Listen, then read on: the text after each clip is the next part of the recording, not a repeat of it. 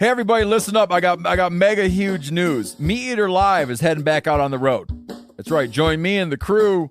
Clay Newcomb, Cal, Yanni, Spencer's going to be there. Phil the Engineer's going to be there. Meat Eater Live headed back out. Now, when you get every ticket, okay? Every ticket you buy, you get a signed copy of our new Meat Eater Outdoor Cookbook. This tour is celebrating the release of the book. Buy a ticket, get a signed copy, Meat Eater Outdoor Cookbook, wild game recipes for the grill, smoker, camp stove, and campfire, which I'll point out is a $38 value. Here's where we're going to go. April 23rd, the Mesa Art Center in Mesa, Arizona. April 24, the Balboa Theater in San Diego. April 25, the Grove in Anaheim, California. April 27, the Crest Theater in Sacramento. April 29, the Union in Salt Lake City. April 30, the Egyptian in Boise.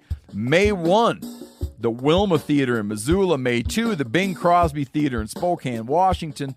May 4, Revolution Hall in Portland, Oregon. And May 5, the last day of the tour, Pantages Theater in Tacoma, Washington. For tickets and more information, visit the events page at themeateater.com. Hope to see you at the show. Welcome to the Wired to Hunt podcast, your home for deer hunting news, stories, and strategies. And now, your host, Mark Kenyon. Welcome to the Wired to Hunt podcast. I'm your host, Mark Kenyon, and this is episode number 164. And today in the show, we are joined again by outdoor writer and Illinois bowhunter Don Higgins, and we're discussing in detail his plans and tactics this year for targeting 2 potential 200 class bucks.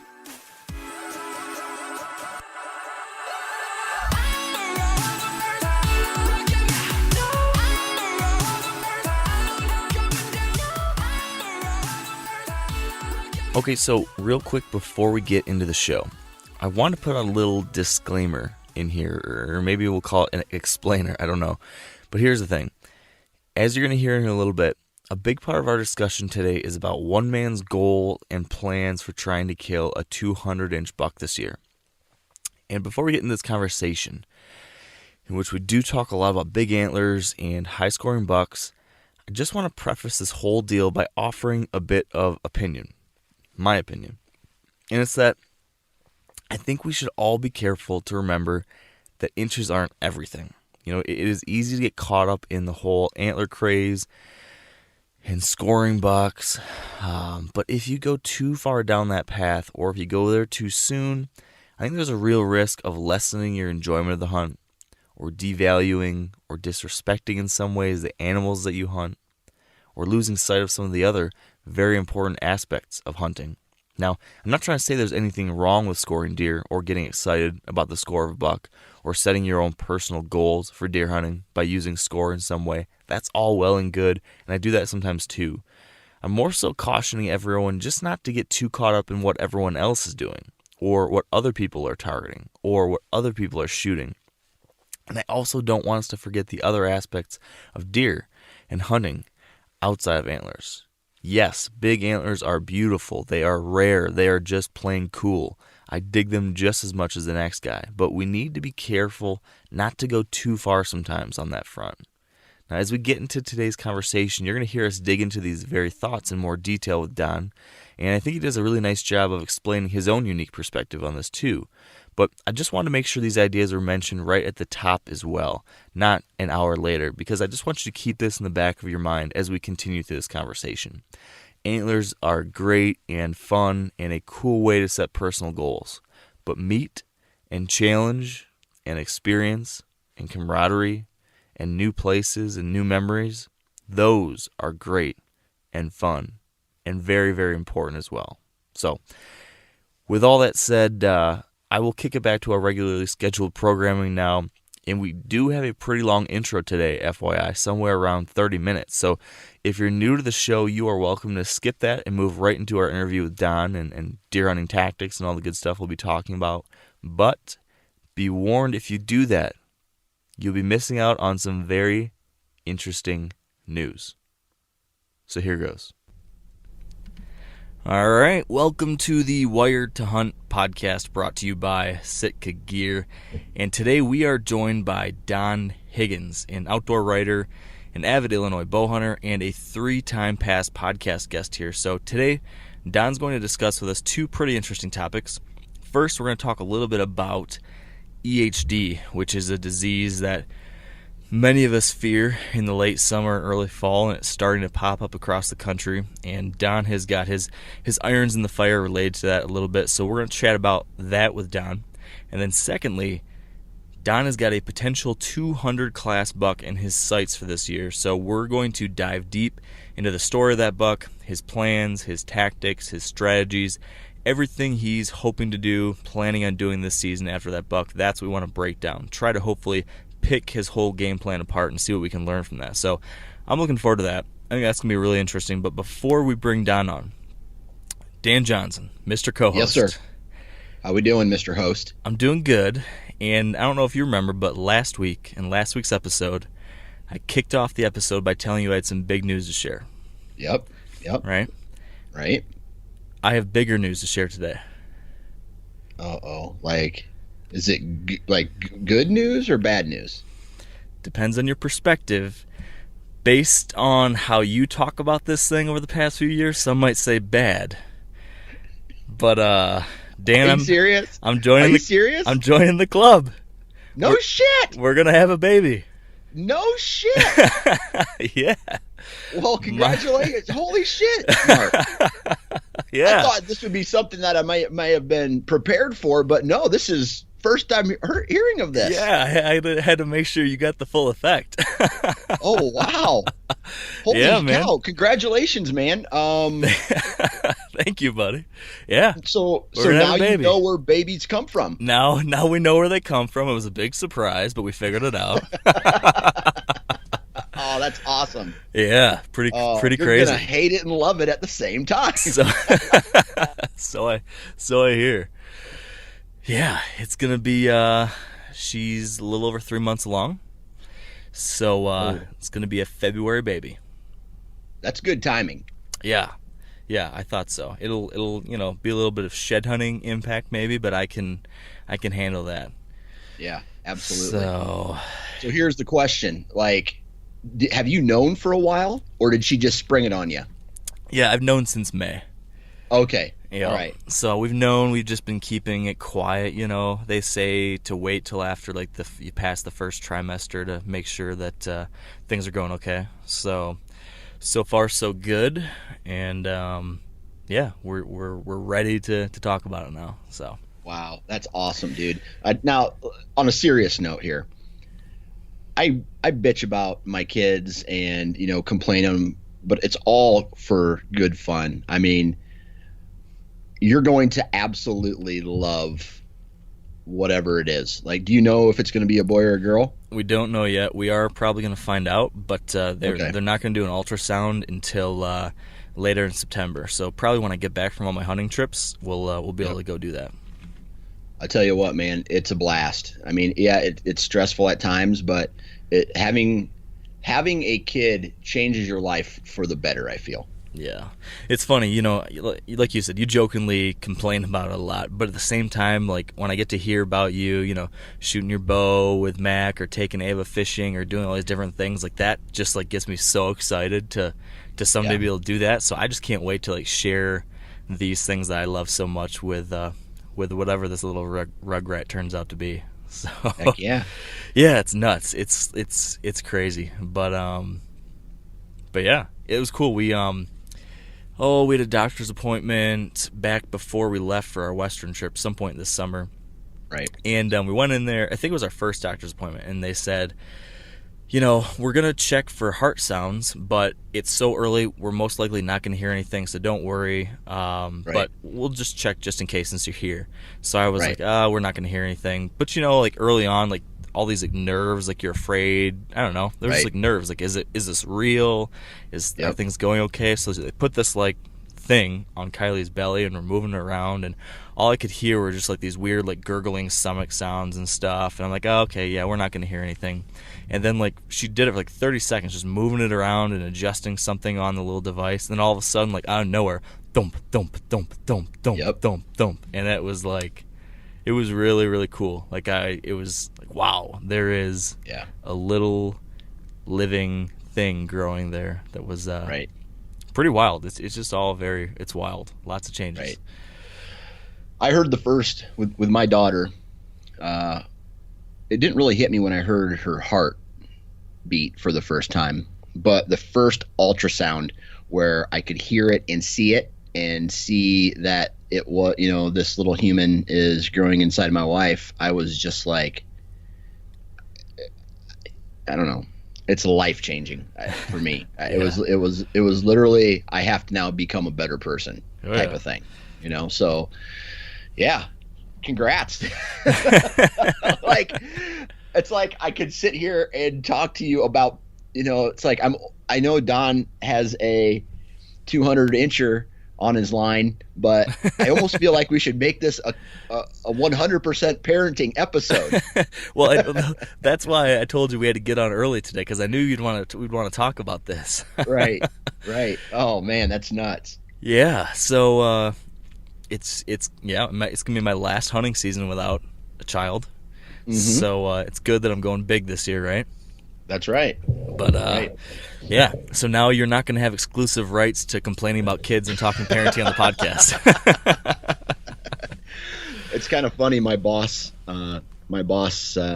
says to me today. He goes, I said, I feel like every year I'm hunting less and less and less. He's like, don't worry, in 18 years you'll be freed up again.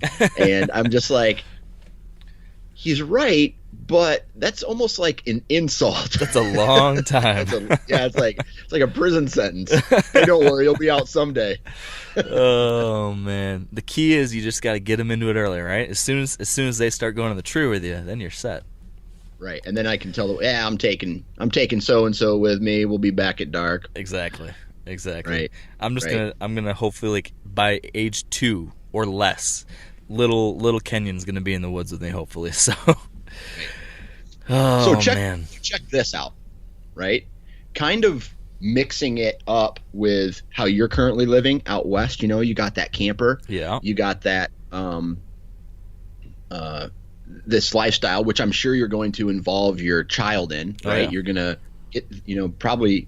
I mean, you can still go do that with a kid. Maybe not the long overnight hikes in grizzly bear country. Yeah. But my wife comes up to me the other day and she's like, man, I really want to have our kids outside more. And I think we should live kind of like more of an outdoor lifestyle. And she wants to start looking at campers.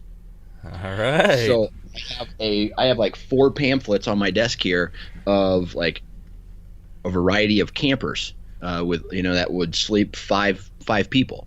So I cannot imagine how fast you jumped on that. Probably within seconds of her saying it, and you're like, "Yep, all right, I'm shopping. Let's go." No, she brought that up, and I think this weekend, because we went to the Iowa State Fair last weekend, and at the Iowa State Fair they had a whole bunch of trailers you could look at, travel trailers you could look at.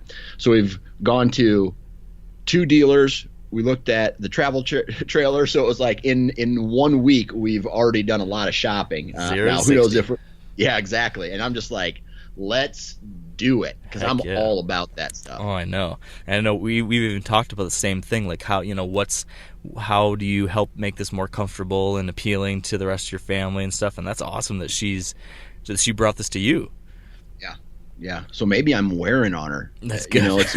I don't know if it's one of those things where, okay, this ought to shut him up, or if she actually likes it. Right. Well, either way, don't ask questions, Dan. Just go with it. Exactly. Nod and smile. Best advice my dad ever gave me. That's awesome, though. Well, one of these summers you'll have to bring the whole family on out, and we can meet up out here. Heck yeah. So wait, when's the due date? I think it's somewhere early to mid-February.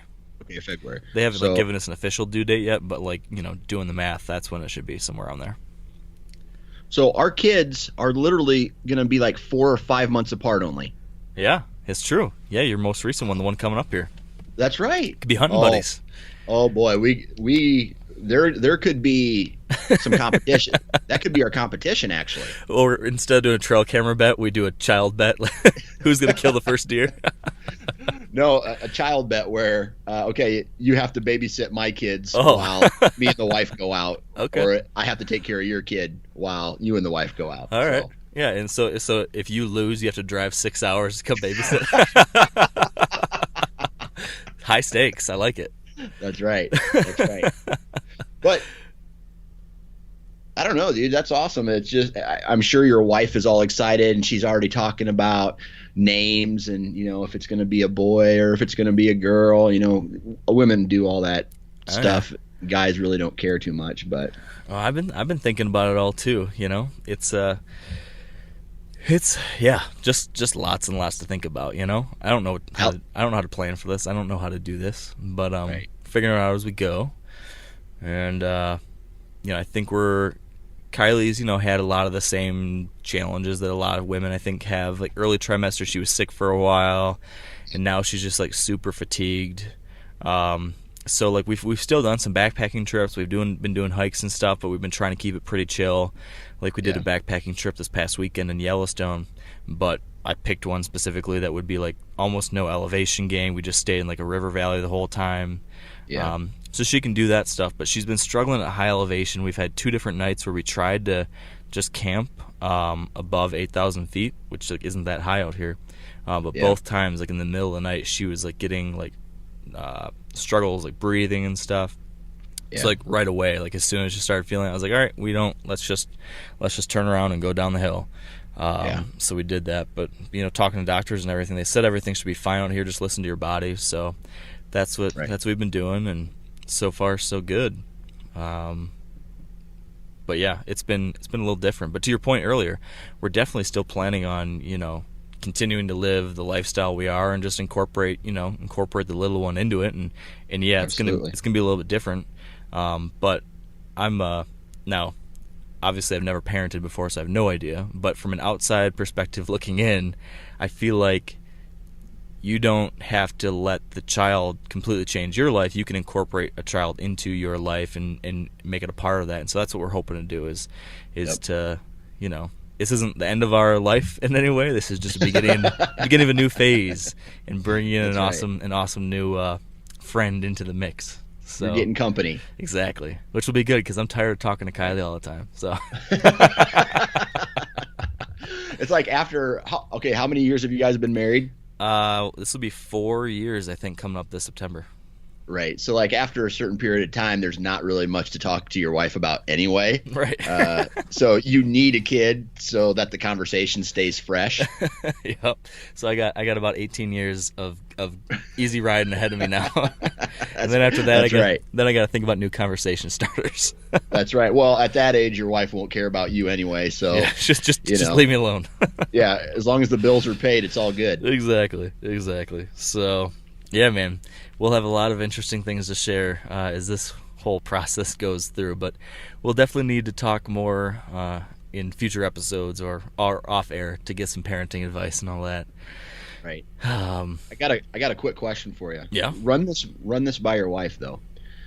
If I for some reason shoot a 200-inch buck, and I'm talking measured out, not net, but gross. If I shoot a gross 200-inch buck this year, can I name your child? You know, it's fine by me. But you're right. You'd have to run it by Kylie. Dallas Fort Kenyon. Yeah. That's got a nice ring to it. I know. No. Oh gosh. Yeah. It's gonna be an interesting journey ahead of us, that's for sure. All right. So as we often do, right? We've talked enough about kids. First off, congratulations. Thank you. Yes, enough about kids. Okay. Right. Now, I saw some videos online, right? Yeah. Went on a little scouting mission recently, and I'm assuming that for Montana, what you saw was a really good night of glassing. Yeah, they were nice bucks. You know, I mean, in more than just the video. I mean, I saw so many deer, so many bucks. Like in one little clip, I've got like 15 different bucks in one shot, and like 3 or 4 or 5 of them are all like pretty darn nice. Right. So yeah, it was fun. Saw tons of deer, some nice bucks. There was one buck already hardhorned that I saw. Oh, really? Yeah, completely shed of velvet. So that was really surprising to see. So, question then, with Montana having such a high population of deer, you know, I mean, it sounds to me like out there in certain pockets and spots. I mean, I've talked with guys who are saying, you know, it's easy to see 50 to 100 deer in a big alfalfa field. Yeah, right. Definitely. So with that, is there also a higher age class? Yeah, it's much better. Now, I don't know how it would compare to Iowa, but compared to Michigan, much better age structure, because I think there's so little pressure on these deer compared to back in the Midwest and the East. Whitetails out here, people aren't very interested in them. So most of these deer just aren't getting hunted at all. All the hunting's being done up in the mountains for muleys and elk and all that good stuff. The whitetails are just kind of like the vermin of the West that kind of bump around in the river bottoms and stuff, and people just pass them on by. So yeah, I mean, you see lots of old bucks. Okay. So that there's an age structure there that, you know, they just don't have because for me, it's almost like it's staggered. There's a lot of 1-year-olds. There's just a little bit less 2-year-olds. There's a little bit less 3-year-olds. There's just a handful of 4-year-olds, and then from there it gets very rare, right? You may have 2 or 3, and I'm talking about my farm. So, you know, like this year, I think I have 5 deer that are going to be, so far, you know, this is based off my last trail camera check, like 5 or 6 deer that are 4-year-old or older, right? When I have probably 10, 15 deer that are in the 1, 2, and 1 and 2-year-olds, and maybe 15 that are in the 3-year-old range. Yeah. So out there, is it even? Like there's 10 1-year-olds, 10 2-year-olds, 10 3-year-olds, 10 4-year-olds, or does it also kind of get staggered off as you get to the older age classes? You know, I it's hard to say. I just haven't been able to study it close enough, you know, and okay. Looked at pictures and seen deer for years and years. I would guess it still declines a little bit, simply because there are still mortality factors that make it, you know, difficult, right. More difficult for bucks to make it to 6 than it is to make it to 1. But I think it's more even than a lot of places. Not perfectly, but more so at least. Dramatically more so than Michigan or Pennsylvania or Georgia or South Carolina. But maybe not too much different than Iowa or Kansas. But just the sheer number of deer makes it so you just see a lot more of these. But I mean, it just seems like I see, just in driving around or when I was out hunting, there's a lot of deer that looked like they could be, 4, 5, 6 years old. From first glance. So now, I mean, when it comes to like, antlers, you're not seeing a bunch of like 160s or anything. But I mean, lots of nice bucks, especially for a Michigan guy like me. Like when I see a 130 class buck or 140 class buck, I'm pumped about that. Or any mature buck really. So I mean, you see a nice number of those types of deer. So last night, I mean, just a whole bunch of really good looking bucks that just got me pretty fired up. So that was fun. What was the biggest one you thought you saw from an antlers? There was probably like high 130s, maybe somewhere around there. Okay. There's a 10-pointer. There was maybe 140.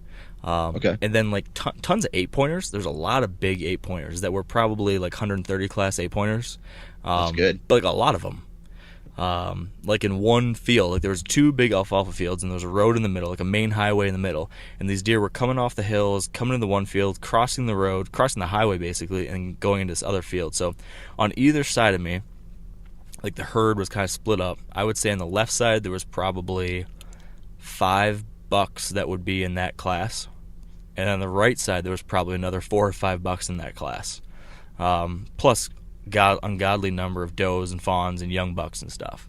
So it's just fun. It's just fun to see deer like that. Right. So what other species are you seeing? Are you seeing mule deer or moose or elk or antelope while you're out doing these drives as well? So it depends on where you're at. Where I'm at right now, I'm down in a big river valley. So just muleys, antelope, and whitetails. Okay. But there's definitely other places where I've been where I have seen moose and elk while doing these drives. I'm sure I could see some elk if I went a little bit up into the mountains a little bit more. Not even in the mountains, still in the hills a little bit. Yeah. Because they definitely are down in the valleys right now too.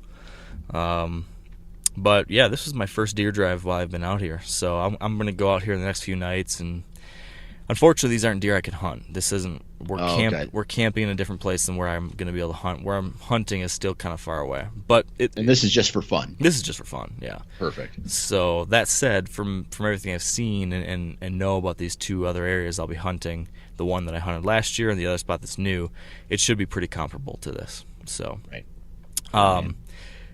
Speaking of bucks, yeah, I got my Ohio trail camera pictures checked finally. I know.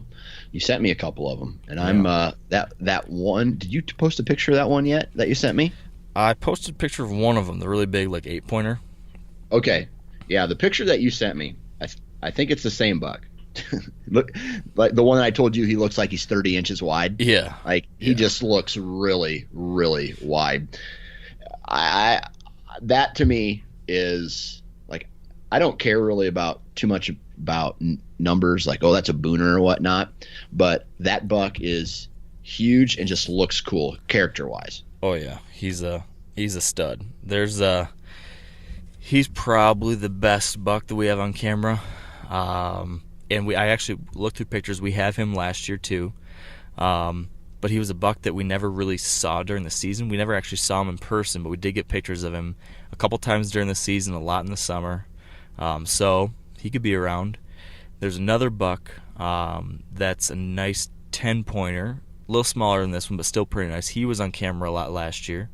But none of the bucks that we knew, that we had named and that we'd seen in past years, I don't have any of those bucks back. But I've got 4 or 5 different, for sure, nice mature bucks, from 140 to 160 or somewhere around there. So yeah, some good ones. There's a really cool, really big 7-pointer actually. Not that it matters, not going to score all that well, but super mature and just a cool looking buck.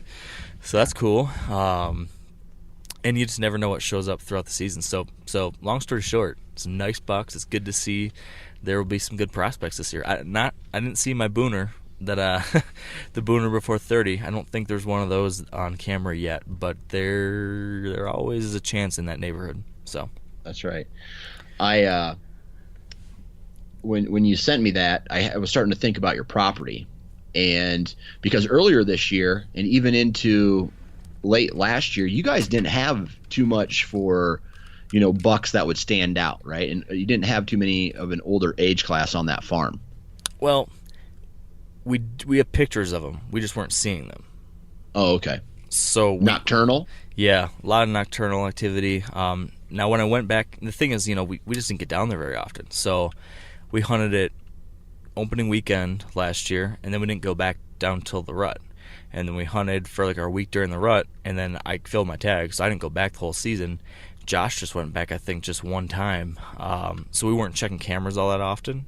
But now that I've looked through all the pictures and stuff, there's still a lot of nice old bucks that were coming through there. But yes, most of it was dark. And like we've talked about in the past, it's just you have a lot of really, really slow days. And then every once in a while, though, you'll have a giant come through. Right. Is there a doe group that calls that property home? There is. There's at least 2. There's 2 pretty good doe bedding areas where there's always a family group on that property. So yeah, there's at least that. No. Okay. Cool. Well, at least you got some perspective, or some, whatever that word is. Prospects. Prospects. Yes. There we go. I'm an idiot. we got prospects. So that's right. And yeah, like I talked about last week, I think I'm just gonna take it easy there, wait it out, and see what I can see. And who knows? You never know what can show up down there. But even though last week I kiddingly talked, I want to shoot a booner this year. if one of these really big mature bucks comes by, it's pretty darn hard to pass on a deer like that, because that's a great buck, and they don't come by easily. So, Right. So yeah, if I'll send you these other pics, a couple other pics. Josh has been uploading them up to up into the cloud, and I've just been paging through them today. So I just finally got to look at a lot of these. So I'll send you a few more, and I'll post some stuff online too for people to see. We got to name these bucks though, because these aren't bucks that I've we've not really seriously followed them in the past, so we haven't named them. Yeah. We don't really know them too well, but I do have some pictures I can look back at now and start to try to figure them out a little bit. So the fun will begin. Boner City 2. Maybe. Do you cringe every time I open my mouth? Like, just a tiny bit in my heart like skips. I'm like, oh gosh, what now? why do I keep this guy around? Oh man, you make me laugh, Mr. Johnson. I will give you that. Well, we need to shut this sucker down real quick, because we got to get Don on the line with us here. So no more baby talk, no more Ohio buck talk. It's time to talk to Don about some giant Illinois bucks. So let's take a break for our Sitka story, and then we'll get Don Higgins on the line. For this week's Sitka story, we're joined by Montana Wild's Zach Boughton, who tells us about a memorable high country mule deer hunt where he tagged out in the last week of the season. One of my favorite hunting moments was a couple falls ago, last week of season. We were trying to find big mature mule deer buck, and we went back to a spot that I just kind of had a gut feeling was going to produce. Had never seen a big buck in the area, and got there early. Temperatures were dipping down just below zero, and we just slowly started climbing the mountain, trying to hike slow so you don't get too sweaty. Definitely glad we had the right layers for that day, and got up on the mountain and made a decision to keep going. I had thought about going back down the mountain. Hadn't seen a lot of game, and next thing you know, we come through the timber, look up on the hillside, and here is just a big 4-point mule deer buck, exactly what I was looking for. Got down, the buck had no clue I was there, put it behind his shoulder and squeezed the trigger, and that was the end of it. And walking up on that buck was probably 4 or 5 years worth of time spent in the mountains to try to find that buck, and it was super rewarding. That's probably one of my favorite moments from the last couple of years. Super demanding hunt, and spent a lot of time on the mountain looking for a buck of a certain size and maturity that we honestly had never laid eyes on before I filled my tag. On Zach's hunt, he was wearing Sitka's Timberline pants and Traverse hoodie. If you'd like to create a Sitka story of your own, or to learn more about Sitka's technical hunting apparel, visit sitkagear.com. All right, we are back now with Don Higgins. Welcome back to the show, Don. Well, thanks for having me again. It's always a pleasure. Absolutely. You might be our first 4-time guest, so you are in rare company, because I think you're the only one there. So we have enjoyed chatting with you in the past, that's for sure. I live at the bottom of the barrel, so if you're always scraping the bottom of the barrel, you're going to find me. You should at least get him a gift basket for being a 4-timer. That's the least we could do, right? Well, Don, other than scraping the bottom of the barrel in life, how are things going for you this summer? Oh, fantastic. I've waited 13 years to have another 200-inch buck to hunt, and I may actually have 2 this year to go after. One of the bucks is definitely over 200, and the other one I haven't got a real good picture of him yet, although I do have several pictures, but he's always at a distance, and I know he's bigger than last year, and last year he was in the 180s, so there's a good chance that he could hit 200 as well. Wow. And then Real World Wildlife Products has just exploded in the last year or so, things are going fantastic there as well. That I'd say that's pretty good. 200-inch bucks. that is one of the things we want to talk to you about today, because you'd mentioned that to me a little earlier this summer, and my game plan here, Don, in a little bit is to try to grill you in as much detail as possible to understand how exactly you're going to hunt those deer, that deer or both of them. But you mentioned real. I'm going to get my words all mixed here. You mentioned something that I want to make sure we touch on. because with your company, you have some things going on related to some concerns that people are talking about right now related to EHD.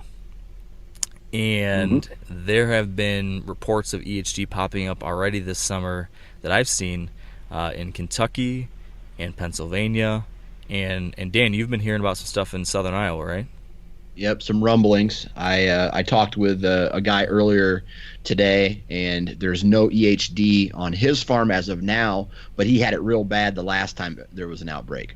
Yeah. So what are you hearing on that front down around by you? Any reports of EHD yet? Well, I've only heard a couple here in Illinois, but Kentucky seems to be getting hit pretty hard at the moment. And, EHD typically starts in the southern states, and I know for a fact they were having it, like down in Texas, Oklahoma in June. And it slowly moved north as the summers wore on. So it's around. I'm sure that, we've got probably, 2 months before we have at least a month and a half before we have a frost, probably to midge gnats. So I'm sure we haven't heard the worst of them. It's just getting fired up here in the Midwest. Right. It does seem that usually it's a little bit later in the summer or early fall when you start hearing about the worst of it. Is EHD something, Don, that you can, for people that aren't familiar with the disease, that you can speak to a little bit of the basics about, if someone hasn't already heard about exactly what this is, could you fill them in?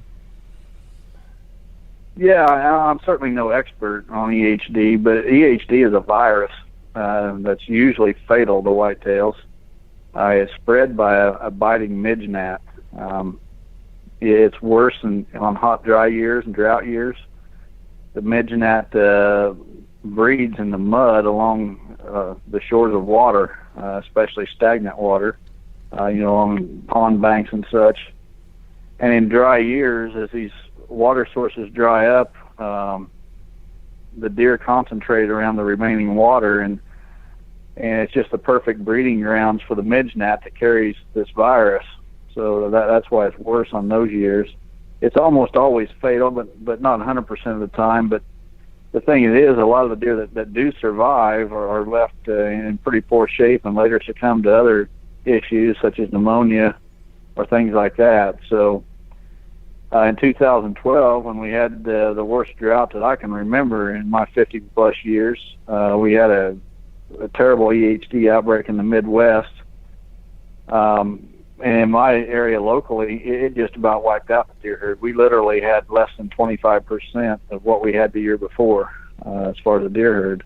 And it's made a comeback in the 5 years since, but it still is not to the level it was before that EHD outbreak. So the worst thing we need now is another setback before the herd is fully recovered around here. Yeah, that's for sure. Yeah, I feel like so many people across the Midwest experienced that tough 2012. I know by me in Michigan it was really bad. I know of some properties where people found 30, 40, 50 dead deer on their properties. Some of my really good friends, their places were just decimated, and they're still, like you said, still kind of recovering now. I know some spots not too far from you, Dan, in south central Iowa. A lot of those places down there got hit really hard. I mean, to your point, Don, I don't think anyone wants to have another setback like that. So fingers crossed. I don't know. I checked this last week. I haven't checked since last week, but you can go online and you can see the drought monitor map for the whole country and where the worst drought is and stuff. And I did see that there is some very serious drought in south central Iowa, and then Nebraska, South Dakota, North Dakota, Montana, that section of the country, there's some very significant drought.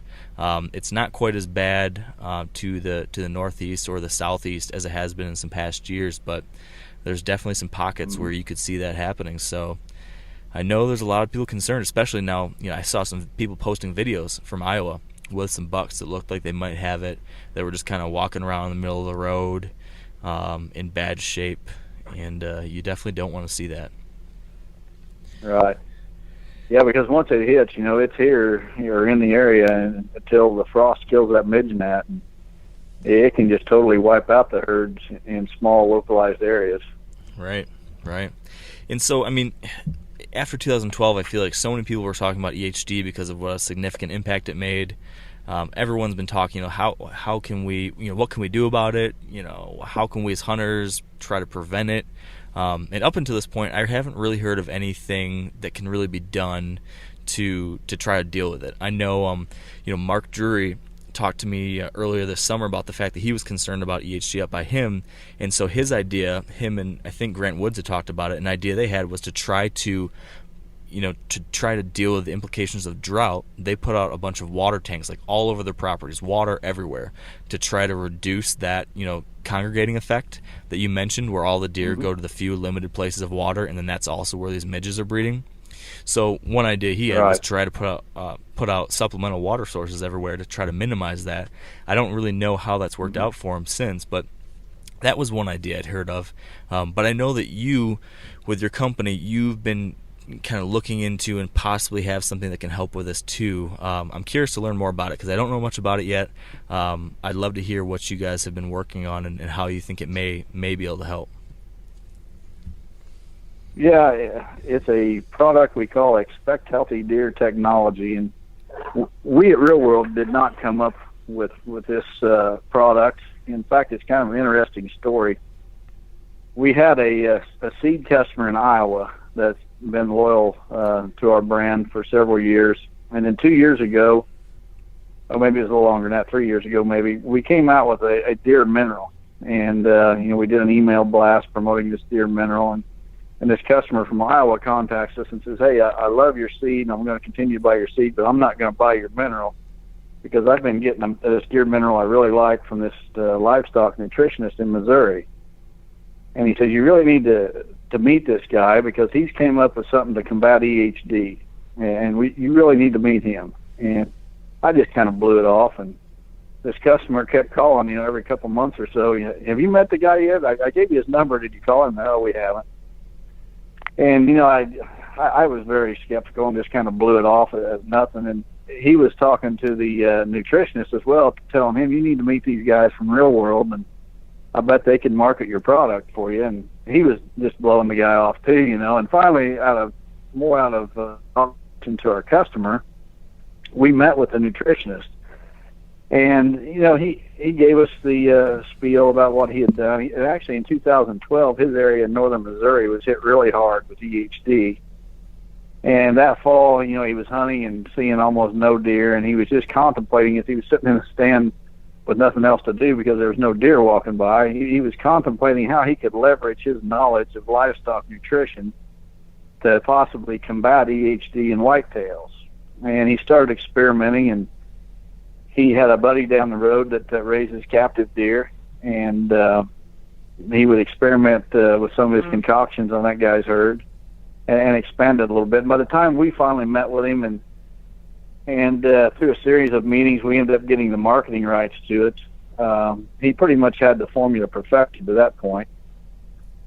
But we told him when we signed the marketing agreement that we was not taking it to market just based on his word. Not that we didn't trust him, but we wasn't going to put our reputation on the line until we had done some testing of our own. And so we set up some tests in captive herds last year in 10 different states, from Oklahoma, Nebraska, Kansas, up through Missouri, Iowa, Illinois, Indiana, Kentucky, through the Midwest and into the South a little bit. And we tested it was on about 1,000 captive deer in those 10 states and various herds. And not a single deer was lost to EHD last fall in those herds that was getting it. But the thing of it was, we wasn't sure if they would have been lost even if they were not fed the product, because we didn't know if the herd had been infected. Last year wasn't a real bad year for EHD. Mm-hmm. So this year we really expanded the testing, and we've got it. There's probably 10,000 captive deer right now on the product. We went down to, my partner and I flew to Dallas, Texas back in April at a big deer farmers or deer breeders event down there to talk with people and get some product. The Texas Deer Breeders Co-op got on board with us to help us test it. And to make a long story short, I was extremely skeptical at first. And in fact, there was nobody more skeptical than me. I was so skeptical that I didn't even contact the nutritionist who developed it for months and months after hearing about it. But I'm telling you what, the reports we're getting this summer just totally blow away even my expectations or hopes for the product. It's being fed right now into herds that already had EHD. They were already, dragging dead deer out of the pens before they ever started on this product. And the phone is literally ringing off the hook now from captive deer breeders that are wanting to get their hands on this stuff. And we probably ship 2 semi-loads of this stuff, and you use like 100 pounds of it in a ton of deer feed, so it's pretty concentrated. And we've sent like 2 semi-loads of this stuff just to Texas. And we've also got it in Oklahoma. We got it all the way across the south to Florida. There's a test being done at the University of Florida on it. And it's just kind of snowballed. We commissioned a test at the University of Minnesota earlier in the year, and one of the leading virologists in the country tested the product in the lab and found that there was 2 ingredients in the product that killed the live EHD virus within 2 hours in the lab. Now, how that translates into live deer, we don't know, but I can tell you, I was pretty excited about that, and that's what really got people's attention.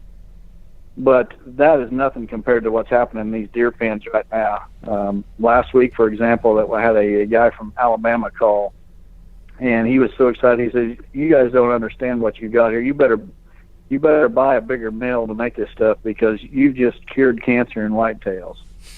And I want to stress that's his words, not mine. But we are extremely excited about what we're hearing just in the past 3 or 4 weeks. And actually, if you'd have talked to me a month ago, I was still somewhat skeptical. But my skepticism over the past 2 or 3 years has been slowly replaced with optimism. And right now, my skepticism is very, very low because the reports just keep coming in daily. And it's not just from one person in one state. I mean, it's across the entire South, basically, from Oklahoma, Texas, Alabama, Florida, Georgia. Those states have been dealing with EHD for the past 2 months. We're just now starting to see it in the Midwest. And I'm telling you, we got a game changer here, I think. We're going to know a whole lot more, later in the fall after the EHD season's over.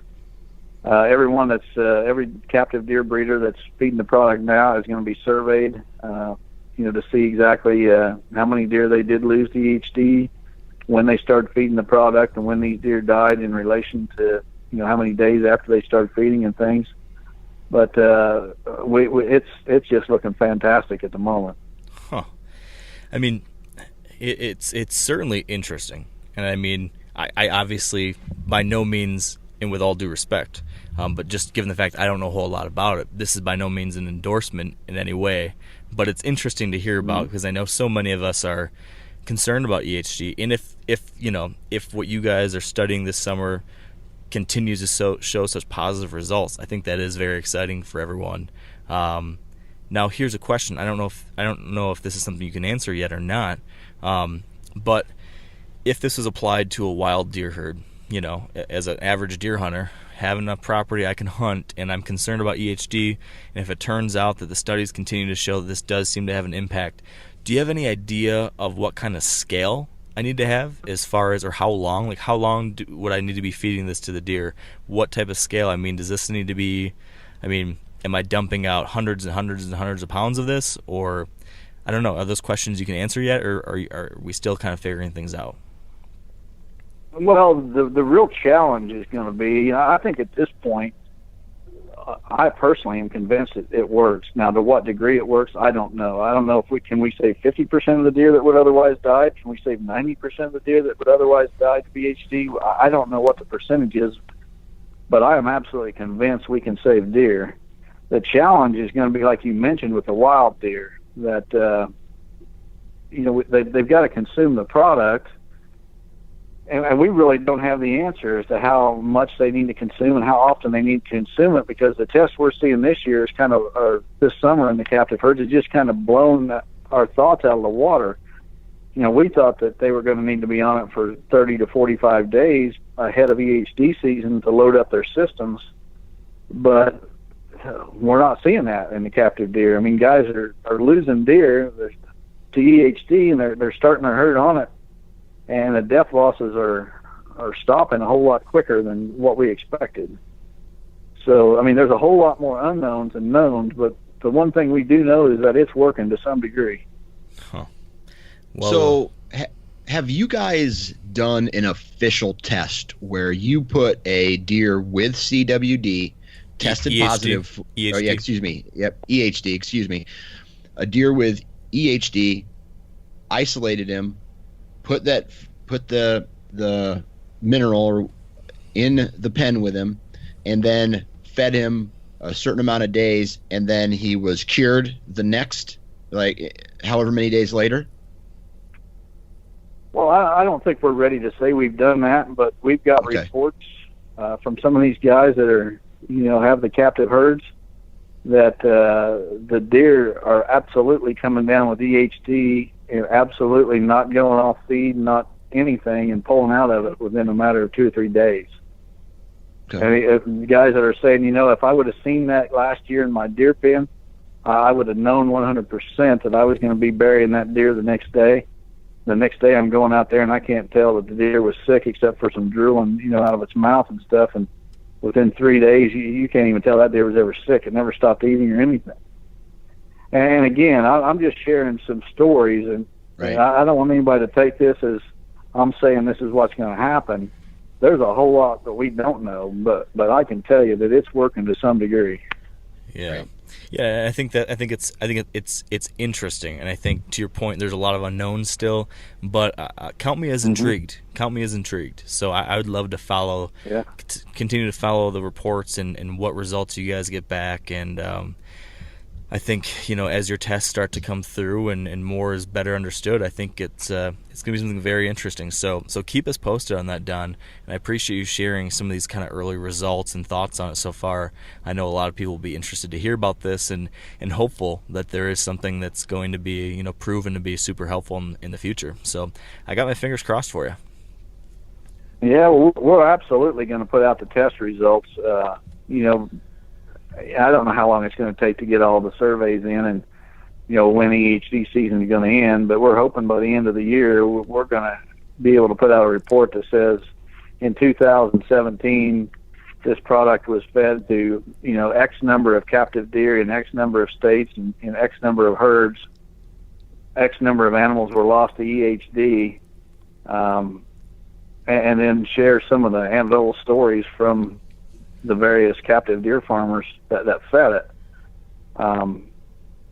I never would have believed that I would have heard the stories that I've heard in the last 2 or 3 weeks. I would just blown it off because I'm telling you at the beginning I was as skeptical as anyone, and I understand people's skepticism. I mean, I've heard it.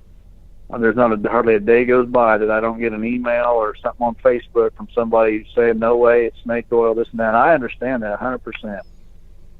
Because it just seems too good to be true. But right now, it certainly appears that's the way it's headed. Well, So is this treated like an antibiotic, where they get it in their system and it creates an immunity to that, or does it kill it? Well, we're not 100% sure. It's not an antibiotic. It's all natural, so there's no FDA regulations or anything. Anybody can buy it. Anybody can feed it, at least in states where it's legal. It can be fed in mineral or in feed. We're even looking at some other options of how to get it into the deer. But, again, there's just so many unknowns that I hate making statements because I don't want to be held to them later if something proves out different. But I can just tell you it's working to some degree. And then there was the University of Minnesota test that did show that it did kill certain ingredients in the product did kill the virus in the lab. Correct? That's true, right? Yeah, and that's correct. And it was developed basically to work in 3 ways. First of all, to repel the midge gnat, to keep the deer from getting it in the first place. And that's not always possible, but if you can prevent some of the deer from ever getting the virus, then you don't have to worry about treating it or curing it or whatever. And then it enhances the immune system to the point that, the deer is able to fight it off. And there's also products in there that help with heat dissipation, so that the animal, they get EHD, they fever real bad. That's why they die in the water. They get such a high fever, they go lay in the water to cool off, and that's where they end up dying. And there's properties in this product that'll help with heat dissipation to keep the animal cool. And we're not sure, to be honest, which one of these modes of action is the most effective. But all we know is it's working. Well, I'm interested, and let's definitely check in down the line, and we'll definitely be interested in some updates on what you do see throughout the rest of the summer, and hopefully there'll be some good news for deer herds across the country. I certainly would like to know of a solution. So that said, though, Don, EHD is kind of a downer, I think, for most of us. Nobody wants to hear about EHD, but most people do want to hear about really big bucks, especially 200 inchers. So you say you've got 2 potential 200 inchers on the radar this year. Is that right? Yeah, I do. And both bucks I have a long history with. One of them is 7.5 this year, and the other one's 6.5. But they're 2 totally different animals. One of them, if they're both alive October 1 when season opens, my odds of killing one of them are probably over 90%. Wow. My odds of killing the other one are probably less than 5%. Just one of them is a real homebody. He's got a small core area where he lives. It's on a property that only I'm allowed to hunt. He's visible quite regular. I've seen him 3 times in the past month, and really haven't spent a lot of time looking for him. I get his trail camera pictures pretty regular. He's where he's at. He's living where he's been since he was 2.5 years old. Doesn't travel far. A lot of daylight movement out of that buck. Last year I passed him 5 times as a 5.5-year-old. Got video footage of all those. And he's actually the biggest buck I ever let walk last year. I thought he would probably score in the low 180s. Wow. When I was passing him, but then this spring I found his sheds, and he actually scored right at 190. Holy smokes! Yeah. And I don't want anybody to think that I'm passing 190-inch bucks. If this would have been an older buck, I still felt this buck could get bigger, which he did this year. But he was also living on a property that only I can hunt. And I knew he was a homebody, not ranging far, and that's why I let him go. If that buck would have been on another property, he'd got shot for sure. So I kind of need to throw those disclaimers in there to not mislead anyone to think I'm passing up 190-inch deer all the time, because that just isn't the case. Yeah. The other buck, and I call that buck, the first buck, Smokey, by the way, and then the second buck is Trump. And some people have followed my Facebook blog post about Trump. Yeah, I remember him. I haven't written one this summer. Yep. Well, last year I was getting his pictures. They were always at night, but I would get them pretty regular. Now this summer he's still there. I've got 2 or 3. I think it was 3 times I've got his photo 3 different days, but they were always at a distance. He was never close to the camera. He's become real camera shy this summer. The site where I was getting his photo about once a week or twice a week last year, I've not got a single picture of him there this year. But he's, just across the field. That's where I've got his picture 3 times, so I know he's in the same area. Last year I figured he was probably about 180 and low 180s buck, and I know he's put on more points. This year I've been able to count from the 3 pictures that I've got of him. I've been able to count at least 18 points. Long tines, not as wide as Smokey, but real long tines. He very well could be pushing 200 inches too, but like I said, he's going to be a very, very tough buck to get. If I kill that buck, it's going to be 90% luck, 10% skill. So okay. Just hope I got luck on my side. Yeah. If you could pick, which deer would you rather kill this year? Oh, I guess Trump, because he's going to be so difficult, and Smokey, I think, could survive another year where he's at. So. Wow. But Smokey right now is probably 210 inches. Whew. And what's the 210 inches? Is that just a massive typical frame, or does he have some non-typical junk, or what's his look? He's a 5x5 typical frame. He's got forked G2s, really deep forks on both G2s, and one of his brows has a little split on it. So he's got 13 points in all, but, his sheds last year, he had 4 tines over 12 inches. His longest time was 14. And I gave him a 23-inch inside spread. And if you want, I can send you a video clip that maybe you could post on your site with this blog of me passing him last year. And he looks every bit that big when he comes by, too. But he's just a big frame, pretty much typical with them 4 G2s. It's a giant old buck, one I've been waiting a long time to find. Yeah, I bet. Dan, what would you do if a 190 class buck walked by you and I told you couldn't shoot him? I'd kick your ass out of the tree stand and shoot him. Yeah, that sounds about right.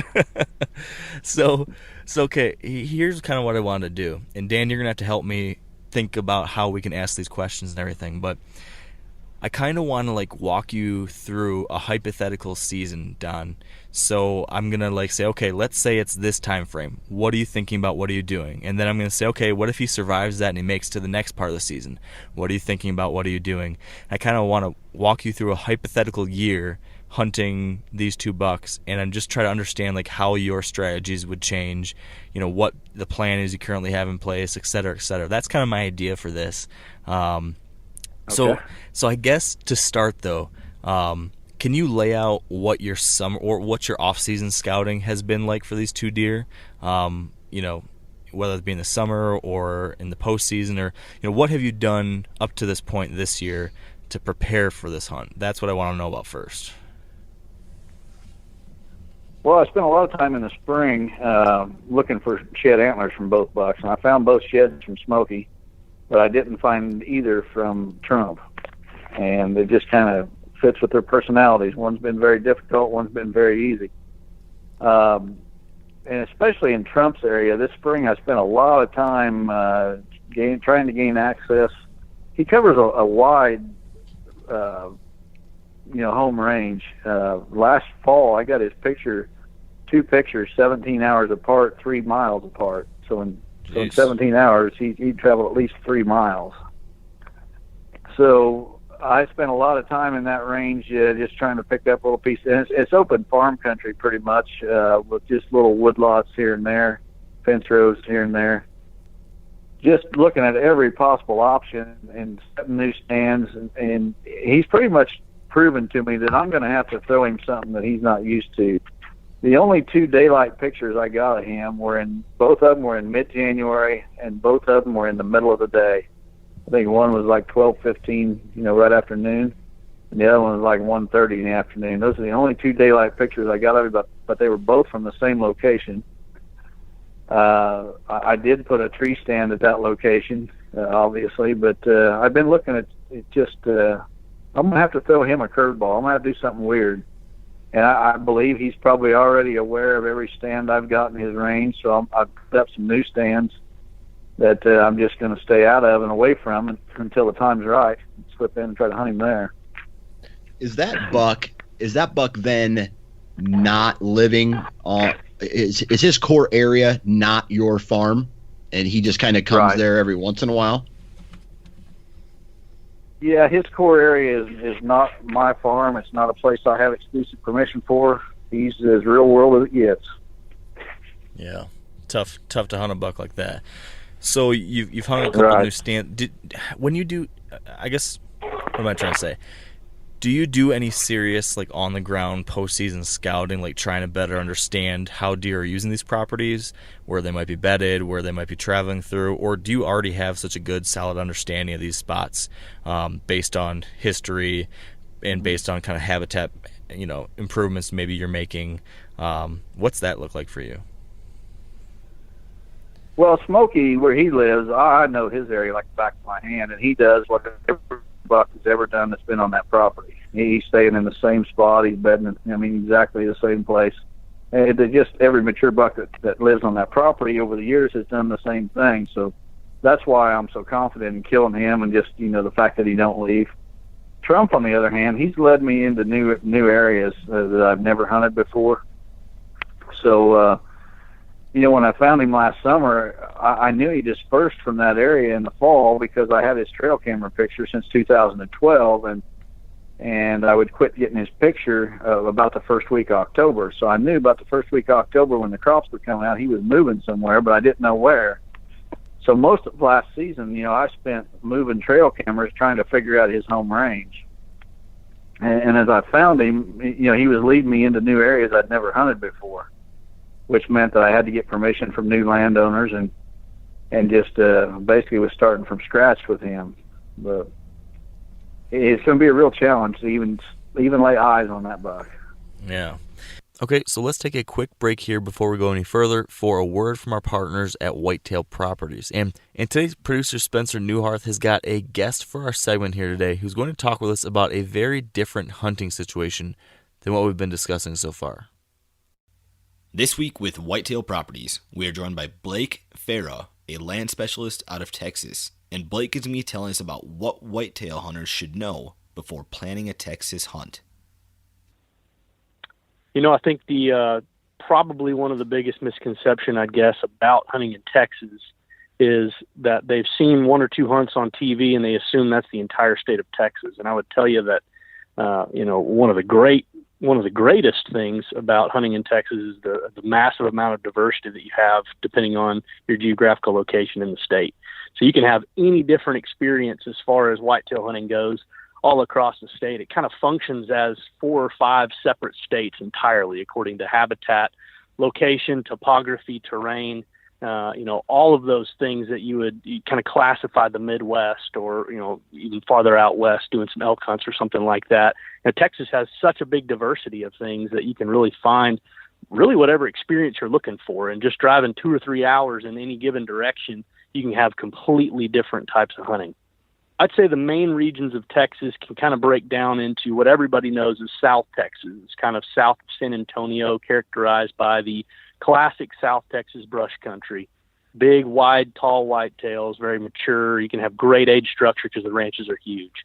You've also got kind of the panhandle where it's more of the kind of the Kansas-Oklahoma strain of whitetail, a little bit more the river break country, big draws, big cuts, wide open country. You've also got West Texas with huge canyons, a lot more of the spot and stalk type country out there. And then you've also got East Texas where you've got huge timber and you've got large timber stands and you could actually grow some crops and have some tillable and, just a huge diversity across the state. If you'd like to learn more or to see the properties that Blake currently has listed for sale, visit whitetailproperties.com/Farah. That's FARR.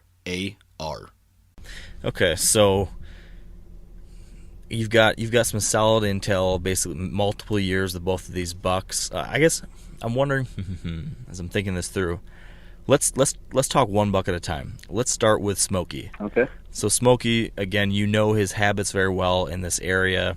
He's a homebody. He's been there for a long time. You've passed him. Okay, let's say it's the early season. October 1st, opening day in Illinois, or that first part of the season at least.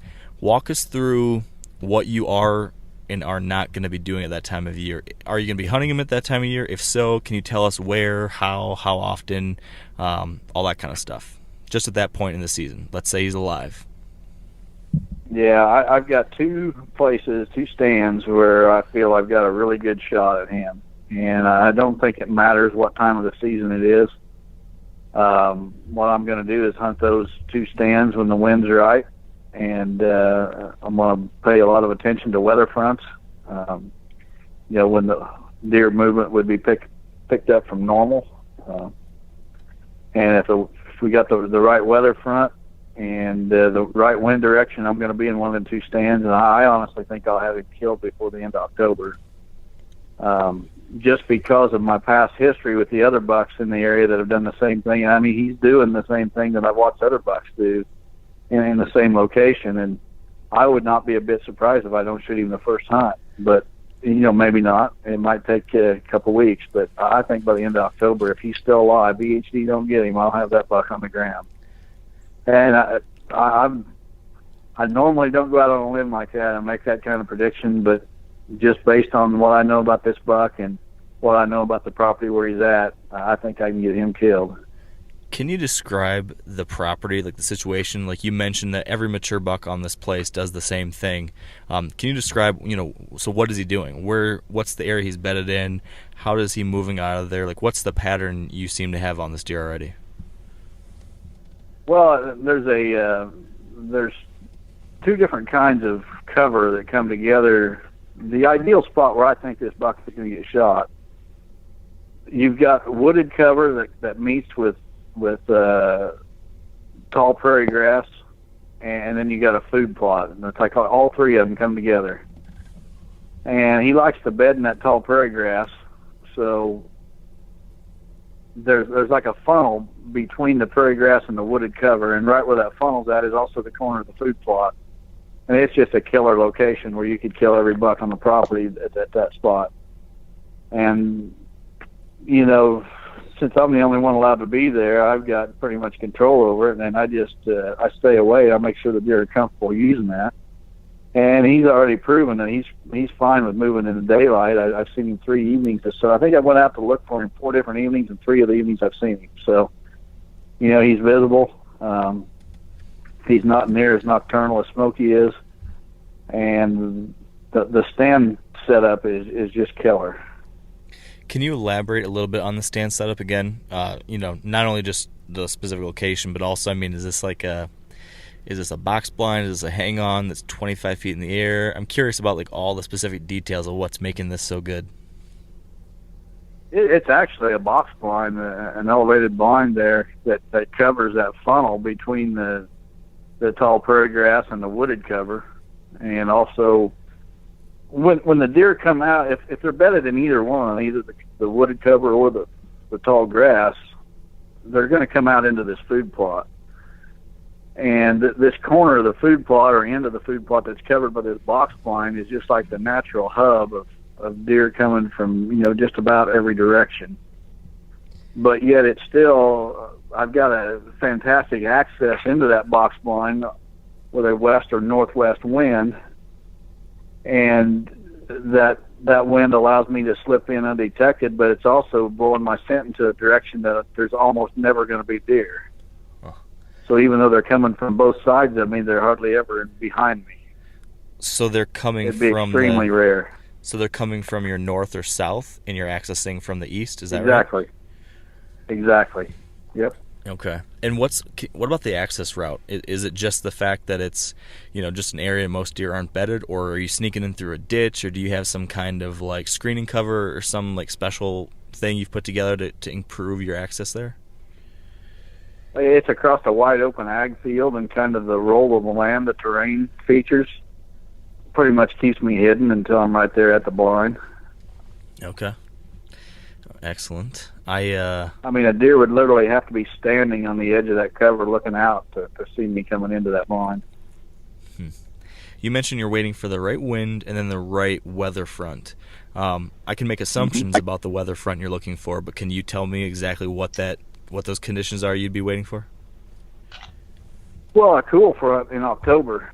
Those October cold fronts are absolutely fantastic to get those bucks on their feet, a little bit earlier than they would on other days. And also those cold fronts usually, the northwest wind or the west wind that I need is not typical here that time of year. They're more southwest, which is absolutely wrong for this stand. So the cold front usually gives me the wind I need as well as the conditions for the deer to be on its feet. Yeah, that's a good situation to have. Now, what about Trump? Will you hunt him at all in the early season? And if so, what's the plan for that? Or if you're not going to hunt him in the early season, are you going to be monitoring him at all, or in some way keeping track of what's going on there? Yeah, I've dedicated so many trail cameras to that buck, it's ridiculous. I think half my trail cameras are trying to catch him and put together the pieces of the puzzle.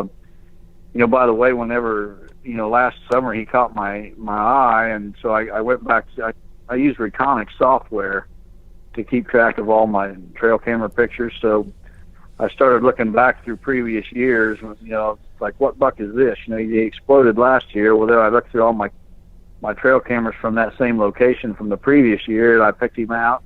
And then I went back the previous year.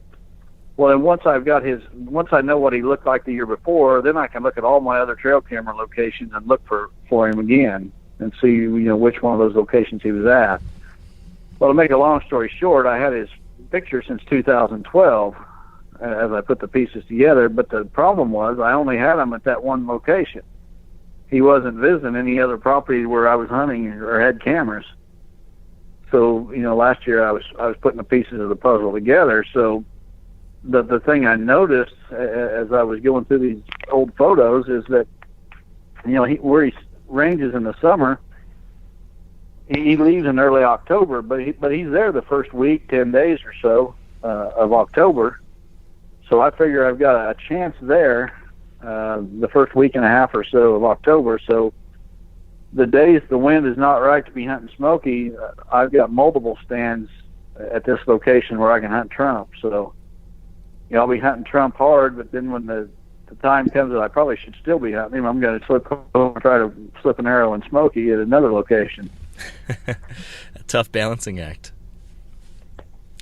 Well, yeah, but it's what I live for. So yeah. So are you dead? Like I said, I shot a 214-inch buck back in 2004, and I've spent the last 13 years looking for another one. I want to do it on video the next time. And I spent 13 years, and I don't know how many miles, trail cameras, probably hundreds of thousands of trail camera pictures, just searching for another 200-inch buck. And I found a couple of 190s, and there was one I was hunting a couple of years ago, and I just got onto the buck, and he was killed about a week later, and he scored like 199 and some eighths at the Illinois Deer Classic that winter. Wow. But I found a couple on the 190s that got killed before I really had a chance to hunt them hard. But this year I've definitely got at least one. So are you dedicating your season to these two deer? I mean, is it tag soup or 200? Pretty much, yeah. I mean, there may be another buck coming that I don't know about now that I might that might change my mind. But if you're asking me that question today, I would say yeah. There's no other buck that I've got a photo of that I would put my tag on. And now, I am trying to get a tag in Iowa. So when I go to Iowa, if I get a tag in Iowa, I applied for one of the media tags.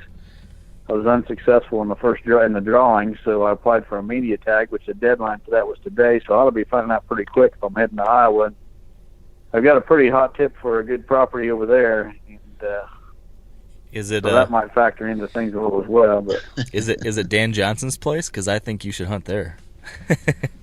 I don't got any. Yeah, I'm going to tell him though. One of his neighbors gave me permission to park and walk across the line. There you go. No, So what does the number 200 mean for you? What is a 200-inch buck? By killing one or both of these this year, what does 200-inch mean? Well, for me, way back when I shot the first one, I just wanted to kill a world-class buck, but I wanted to do it, on certain terms. I didn't want to shoot one on a deer drive. He's running by with his tongue hanging out or anything like that. I just wanted to shoot a world-class buck as he's going about his business, not having any idea that I was anywhere around, doing what big bucks do when they think nobody's looking. And I was fortunate enough to do that. And as time's gone on, I realized how rare that was. And I knew it was the buck of a lifetime when I shot him, but as time's gone on, and I look across to the hunting industry, some great hunters, some fantastic hunters, and how many of them have killed multiple 200s? And there's not very many, and especially when you start talking legit 200s. I mean, there's guys claiming that they have that if their bucks were ever submitted for official scoring, they wouldn't be 200. But there's guys that have. You mentioned Mark Drury earlier. He has. Adam Hayes has. There's guys that have. And I would like to kill at least one more to put myself in that elite group of company of guys that have killed multiple 200s. It's like you said, rare company, no doubt about that. Yep. And I can only I've not shot anything close to that big, but I could assume that, I mean, when I think about why do I like to target older deer, or, you know, when we talk about antlers, sometimes, I mean, antlers aren't everything, obviously. There's a lot of other things more important, but we are naturally, I think, a lot of hunters fascinated by them. And I think it's just, I think when you talk about these bigger deer, because of how rare they are, there's something special there. It's not because, oh, these antlers are so big, they're going to look great on my wall. But there's also just the fact that that type of animal is such a rare, special animal out there. There's so few like that. It is the ultimate challenge. It is that ultimate kind of, I don't know, measuring stick for you as a hunter. I feel like oftentimes, at least for me, like, I'm not competing against other hunters to kill bigger deer or anything. I'm competing against myself and, like, just trying to become a better hunter every year. And looking at antlers and score, that's one way to quantify, you know, how great of a challenge it was to try to find a deer like that, to be able to learn that specific rare deer. I mean, I got to believe some of that stuff is similar to what you're feeling too. Is that right? Yeah, and, you know, I mentioned the guys that have killed 200-inch deer. There's a lot of fantastic deer hunters. I mean, top-notch deer hunters that have never killed one. Not a single one, and that doesn't make them any less of a deer hunter, or mean they know less than a guy that has. You hit it on the nail on the head when you said how rare they are. Smokey, for example, even though he's got a rack over 200 inches, he's no smarter than a lot of the 3-year-old bucks, really, or 4-year-old bucks that I've had the privilege of hunting over the years. And in fact, killing him is going to be relatively easy compared to some of the other bucks that I've hunted. And I've hunted a lot of bucks that, you know, didn't score 150 inches that I never got, that got away from me. So the 200-inch doesn't prove that you're a better hunter. It's just a very rare animal, and that's the difficult thing is finding a 200-inch buck, not killing them. Just finding a 200-inch buck is what's rare. Yeah. So back to Trump. You mentioned you've got like a week or so window there where he seems to be active on that property, and you said you've got several stand locations that you'll hunt him when the wind's not right for Smokey. Can you describe what those setups would be, the early season setup for first Trump would be? What one or several of those look like? Yeah, they're basically just little pockets of cover out in the middle of wide open ag fields. And you know, if somebody would see the stand, they would think, well, that guy's got to be nuts. Who the heck would sit here and think they're going to shoot a deer? And but that's where he lives. That's where he spends his summer. And until most of the crops are out, he stays out in those kind of areas. And so I just basically went to every area in that in his home range, in that 3-mile stretch where I know he ranges the two extremes where I've got his picture from one end to the other. And any little pocket of cover where I thought this would hide a buck, that I thought I could slip in and get a stand and be able to climb in that stand without busting any buck that's bedded there, I put a stand there. And there's going to be a lot of days that I hunt for Trump that I don't see a single deer. That is a tricky situation. Now, I know what you mean, too, yeah. Some of those spots. I've got some friends that hunt kind of areas like that in northern Ohio. There's huge open ag fields and these tiny little blocks of timber in the middle of them. And the challenge always seems to be like just even getting in there without spooking the deer to hunt them. Are these stands that you're accessing through standing corn or something? Or, I mean, is it just because they're big enough pockets that you can get in there without spooking him? How do you manage that to get in there without spooking him if he's in there? Yeah, it's going to be standing corn, and I'm going to need the days where it's fairly windy, where the wind will cover my noise as I slip in. Okay. Yeah, that makes sense. Okay, so I want to move on to like mid to late October now. We're gonna pretend that you haven't killed either one of these bucks yet. But before, I guess, Dan, any early season questions for his plan before we move on, I guess? So this last year was kind of warm. We had a warm early season with like one cold front that came through, and obviously the bucks don't start getting on their feet. Their movement is more dictated. You know, daylight movement is more dictated towards the movement of. I'm talking on the law of averages. Their movement is based on whether or not the does start, you know, coming into heat and are ready to breed. and I guess it's kind of leading up to the next question, that is, if we have a warm early season, a warm October with, maybe no cold fronts that come through, are you still going to go and hunt some of these properties, or are you going to do a lot of laying off and just, even if that cold front doesn't come to the first week in November? Well, with Trump, I've got enough stands out that I'm going to be hunting him somewhere. With Smokey early, if the wind's right, I'm going to be hunting him out of basically 2 locations. And both of them are very similar. They just take different wind directions. But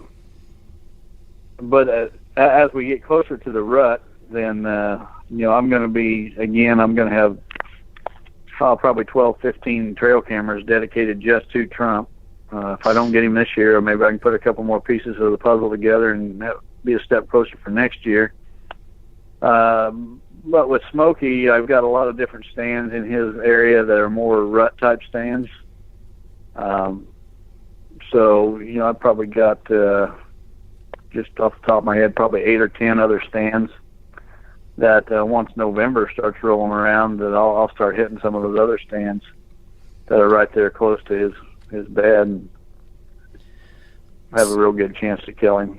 So would you say then, just to make sure I understand, if you don't get the cold fronts in the early season like you want, you'll keep hunting Trump regardless, but you lay off Smokey on those spots until either the rut or you do get the cold front? Is that accurate? Yeah, and if I just get the wind, the other stand that I've got, Smokey, I described the first one. The second spot is also another elevated blind, but it requires a southeast wind, and that's one that I could probably get. It's the stand site is not quite as good as the first one, but it's still a location where I've got a legitimate shot at him.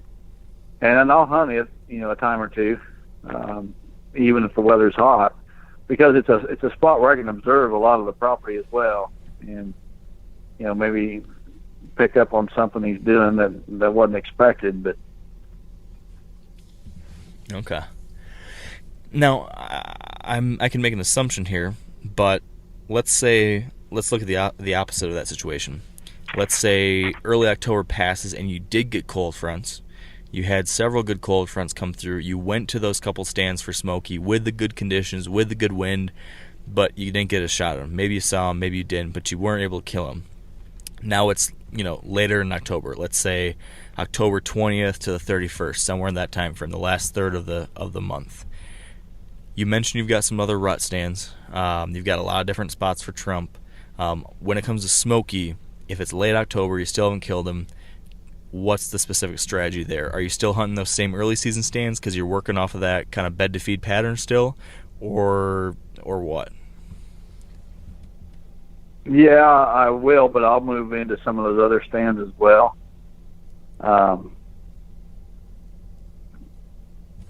What would those look like? It's hard to say. Most of those are like right on the edge of bedding cover, and I'll be hunting the downwind edge of doe bedding areas. But sometimes, these bucks will move into those doe bedding areas too, during the rut or right before the rut, and start bedding there as well. So, all right. As the season wears on, we get closer to the rut. If I haven't got him yet, I'll start hitting some of these other stands on the edge of bedding areas and hitting that bed to feed pattern.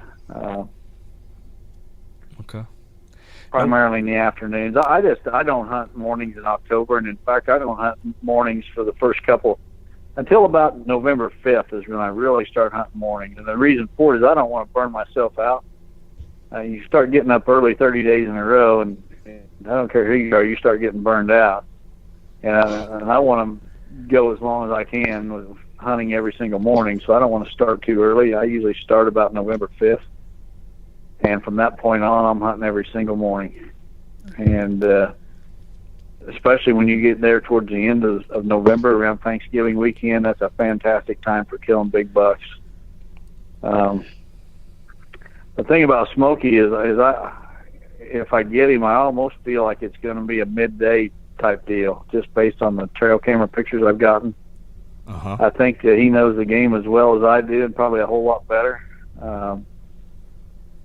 That just based on my trail camera pictures, I never got a single trail camera picture of him at dawn or dusk. The two I got was midday or middle of the night.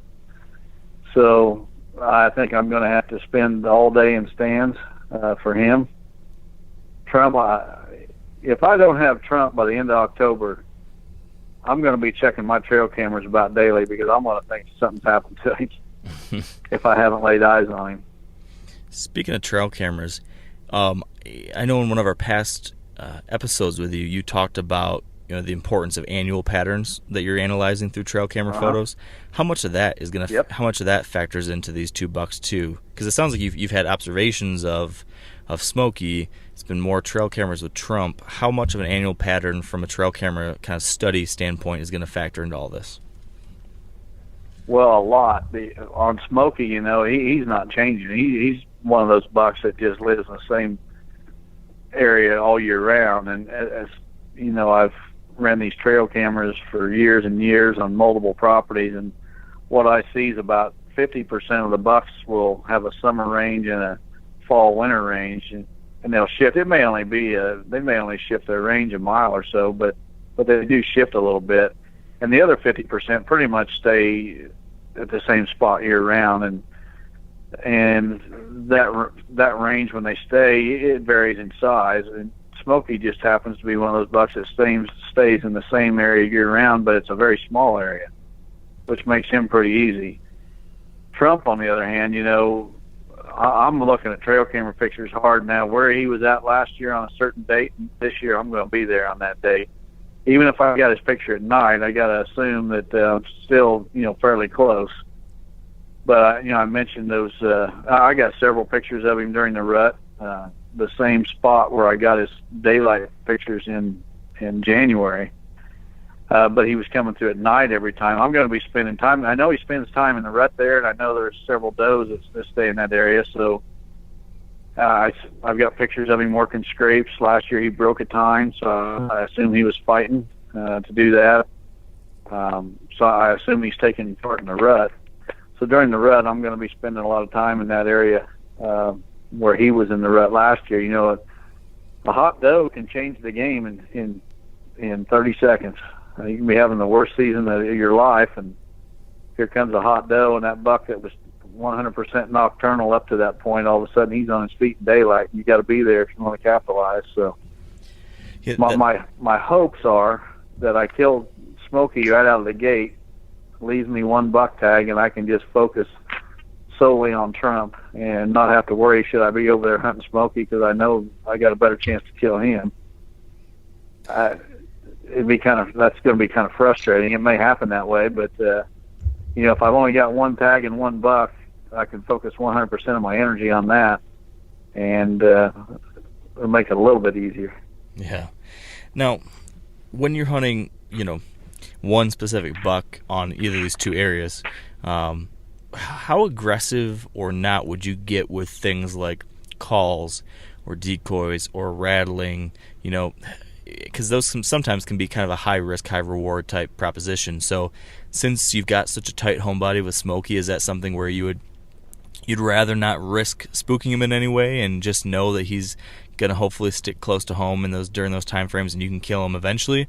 Or would you get aggressive with some type of calling or something like that? I probably won't get aggressive with him at all. I want him just to go about his business like he has all along. I'm sure he's smelled my ground odor many times as he's walked through his area, and I've been there, getting stands ready or planting food plots or whatever. I don't want to do anything to put him on high alert. He knows that I'm part of the landscape there, really. And I think that's something that I've really not heard a lot of guys talk about, but I believe the deer on this property know my odor over others, because I've just seen, both does and the mature bucks not so much, but younger bucks for sure, and even like 3 and 4 year olds got video footage of them getting downwind of me and sticking their nose in the air. They definitely smell me, and they don't bolt. They just turn around and walk back into cover.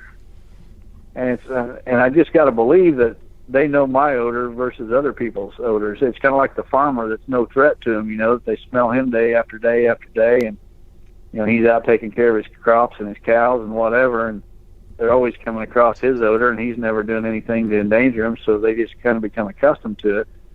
And I think that's kind of the situation with Smokey. I think he knows I'm there, and he just doesn't feel threatened by me. Kind of conditioned to Trump, human on the other intrusion.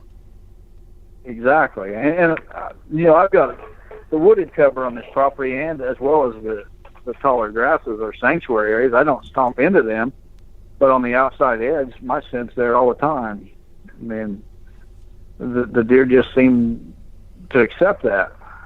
Even the bucks. Now, that doesn't mean they're going to walk across open country or anything, throw caution to the wind. They're still a cautious animal, but some of them are a whole lot more cautious than others. Now, Trump, on the other hand, I'm going to get one good hunt out of each stand, and if I don't get him, it's going to be over, because that's one sharp buck. If I kill Trump, it's probably going to be the greatest accomplishment of my hunting career, no matter what he scores. Wow. Well, it's time for our final break of the episode, and this time it's for our partners at the Whitetail Institute of North America. And with fall food plot planting season upon us, we are hearing today about some of the best food plot forage options that Whitetail Institute has to offer for this fall. This week with Whitetail Institute, we're talking to consultant John Cooner about their special blend of Imperial Whitetail Fusion, which is super popular with deer and even more popular with hunters based on the product's outstanding reviews. Fusion is sort of an unusual product for us because it's in part one of our oldest products that we have kept updating, and in part because we have ended up changing it so much that we ended up changing the name by continuing to improve it. The main parts are still the same. There's Imperial Whitetail Clover is the main forage component. Dr. Hannah, our plant geneticist, finished breeding our newest clover variety a couple of years ago, and so that has been added to Fusion in place of the clover we'd had before that. Also, we've increased the amount of the chicory that we put in there. The protein level is a little bit higher than it was. It goes up to 44%. The product we had before was called Chicory Plus. And with all those changes and the fact that we found Chicory Plus fusing because it led folks to believe it was more chicory than clover, we said we might as well go ahead. It's time to change the name now because we've made those other continuing improvements to it. Imperial Whitetail Clover is number one food plot planting in the world. It's made for a good moisture-holding bottomland soil, and it is our number one flagship product. And to that, there's been a small amount, say 10%, maybe a little more of the chicory infusion, and that brings the total protein provided up to about 44%. If you'd like more info on Whitetail Institute's forage products, check out whitetailинstitute.com, where they also carry some of the top supplements, attractants, and herbicides available. Yeah, either way, either buck would be pretty incredible, but I can definitely see why the challenge is there. Now, Dan, on the rut side, what else do you want to know about Don's rut thoughts, plans, strategies there? Well, I mean, it sounds like, his goal is to get the job done before, correct me if I'm wrong, but your job's to get the job done before the rut hits, right? On Smokey for sure. Yeah. Smokey for sure. Okay.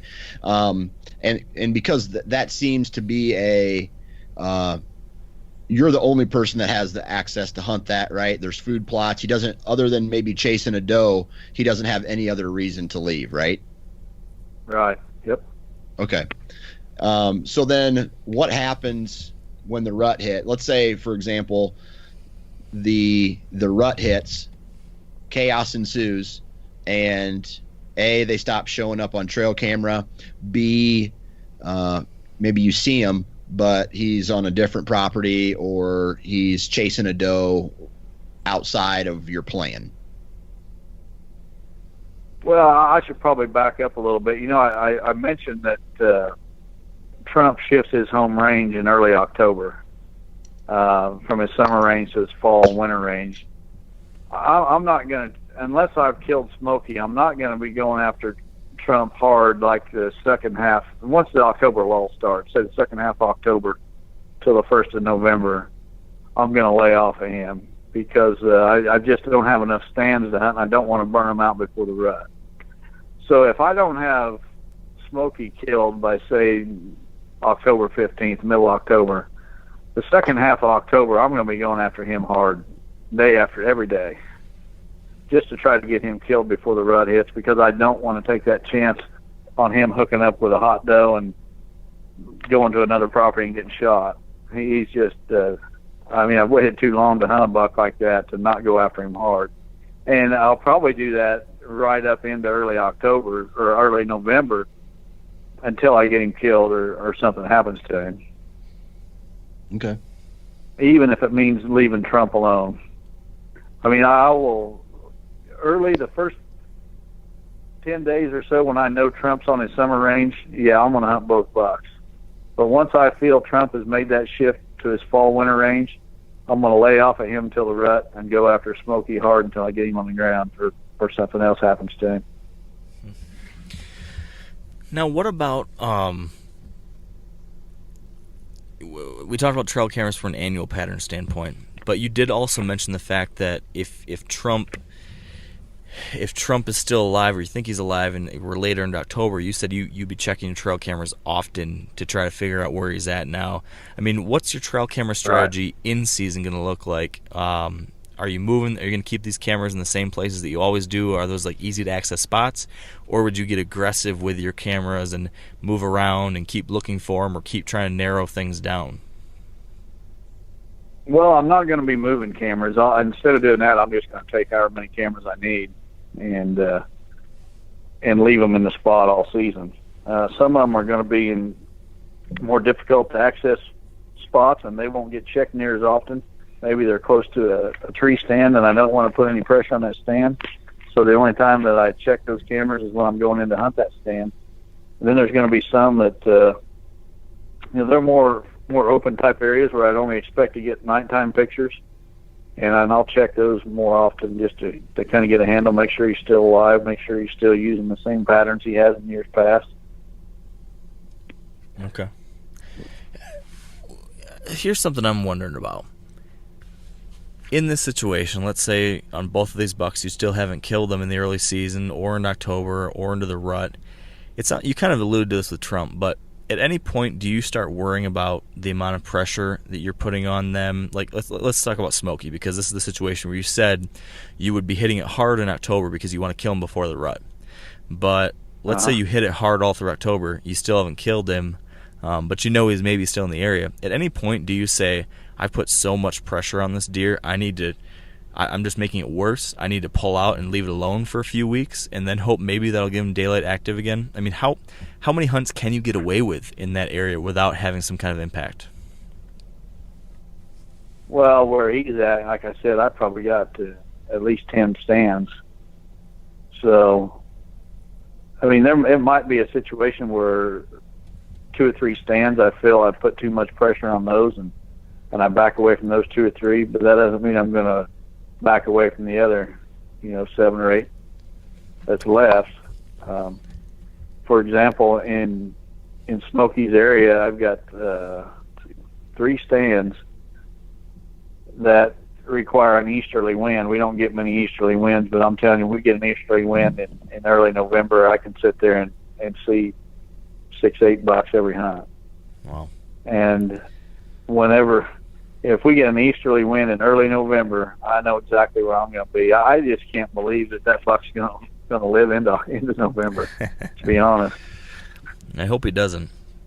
Now I'm gonna this is blasphemy, and I'm sorry to say this, but let's say you still haven't killed Smokey or Trump in October or in November during the rut phases, and we've made it all the way to the late season. I know you're going to be a little bit bummed. I know you're going to be a little bit down at this point if that's the case.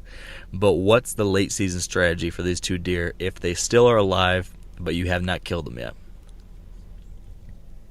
Well, if I don't kill them and I know they're still alive, that's great. I mean, it's actually a little bit disheartening to go out and shoot your target buck on the first day, and the fun is kind of the chess game, and the longer you get to play, the better it is, as far as I'm concerned. So I wouldn't mind at all shooting either one of them bucks on the last day of season. But if they make it to the late season, my odds of killing Trump are about zero. Then in his home area, there's no food plots. By that time, I'll probably have burned out every stand in his area. If Trump makes it to the late season, his odds of making it to next year are very, very good. Smokey, on the other hand, I've got food plots on that property he's on. Some of the best video footage I got in passing him last year. I didn't pass it. I passed him 5 times, but the first time was, I think, November 16th.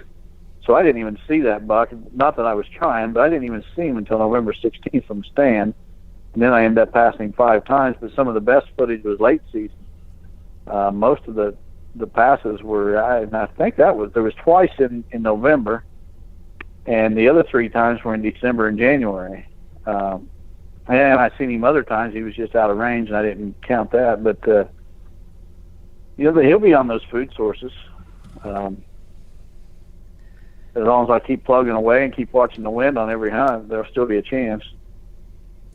So similar strategy then to what you had in the early season, right? Hunting some of those food-related stands again, waiting for the right conditions, and right. If I remember correctly, you don't hunt moorings in December either, and you're very particular about the days you go in, right? Right. Okay. You want those cold fronts again. The colder the weather, the better. It gets those mature bucks on their feet before dark, and it's afternoon. If I had one, if I could only pick one time of the year to hunt, it'd be the late season and afternoons. Yeah. And you can take the most nocturnal buck there is. Now, if I had a property in Trump's area where I could plant a food plot, I would really be looking forward to the late season, because that's one time when you can get a nocturnal buck like Trump on his feet. If you get temperatures down around 0, that buck's going to be on his feet looking for food before the sun sets. And ironically, I tried to lease a small property in Trump's area just for the purpose of planting a food plot, and the landowner wouldn't go for it. But that's how much I believe in the late season. I think I would have doubled my odds of killing Trump if I could have had a small food plot in his region or his range. Yeah, the power of food. How much do you think that the harvest of ag fields in the surrounding area is going to affect any of these deer? Well, with Trump, for sure, he's an open farm country buck. He covers a lot of area, and most of it's open.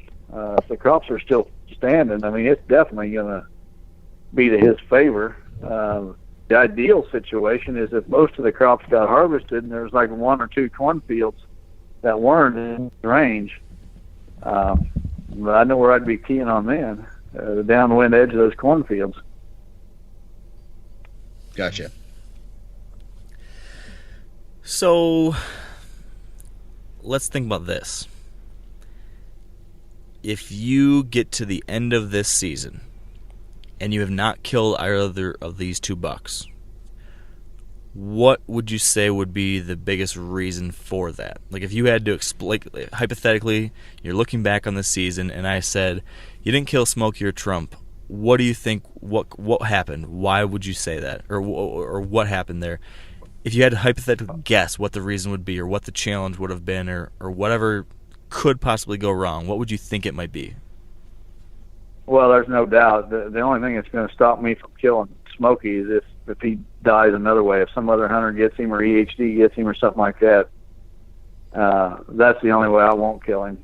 Because if he's alive, I'll get a shot at him. There's just no doubt. Now, Trump, on the other hand, it's the total opposite. I will be shocked if I do get a shot at him. All right. So I won't be a bit surprised if the season ends and I don't have him. Yeah. Do you think you killed your last 200 in 2004, I think you said, right? And now you've said for 13 years you've been dreaming of this. You've been trying to find another 200-inch buck. You've been working towards this very rare animal. You finally found one. How do you think you're going to handle that moment? Are you concerned at all about that moment of truth?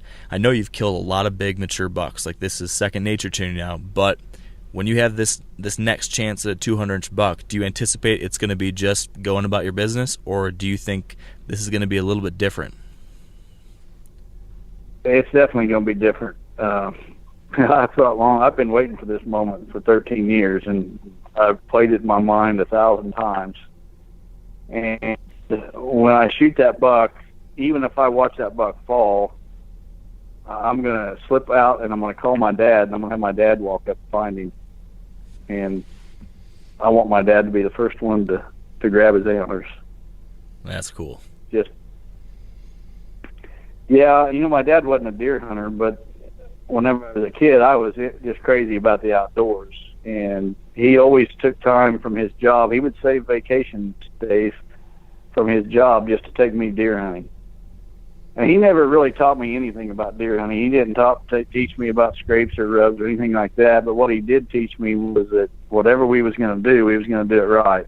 And there's a story I tell that, back whenever I was a kid, it was hard to get a gun tag in Illinois to shoot deer because they were very limited back then. And, you would put in a drawing in the spring, and then in the summer you'd find out if you got a tag that year. Well, I went to school, and, I was talking to some of my buddies at school that also hunted deer, and this one kid told me, that him and his dad, they put in applications for everybody in the family, the mom, the sisters, everybody, and they always had a tag to use every season because somebody in the family got a tag. And I came home that night at supper and told my dad that. I said, I got a great idea. I know how we can definitely get deer tags for sure this year. We'll just put in applications for mom and little brother and everybody, and somebody will get a tag, and we can go deer hunt. And my dad lit into me and let me know that if I didn't want to play by the rules, I wasn't going to be deer hunting at all. And I'm so grateful to have a father that taught me that how we did things was more important than the end result. And, if I've just been blessed in the hunting industry to have so many doors open to me as an outdoor writer and such. And I attribute it all to my dad teaching me that we're going to do things right. And when I shoot that next 200, I'm calling him, and I'm not going to let him know how big the buck is or anything. He has no idea right now I'm about to shoot a 200, or I think I'm going to shoot a 200 this year. But I'm just going to call him up and tell him that I need his help getting the deer out. And he's always there for me. He'll be there within minutes. And I'm just going to, even if I see the deer fall, I'm not walking up to it. I'm letting him walk up to it first, letting him be the first one to grab it by the rack. That'll be a special moment, I imagine. Heck yeah. Yeah. Okay.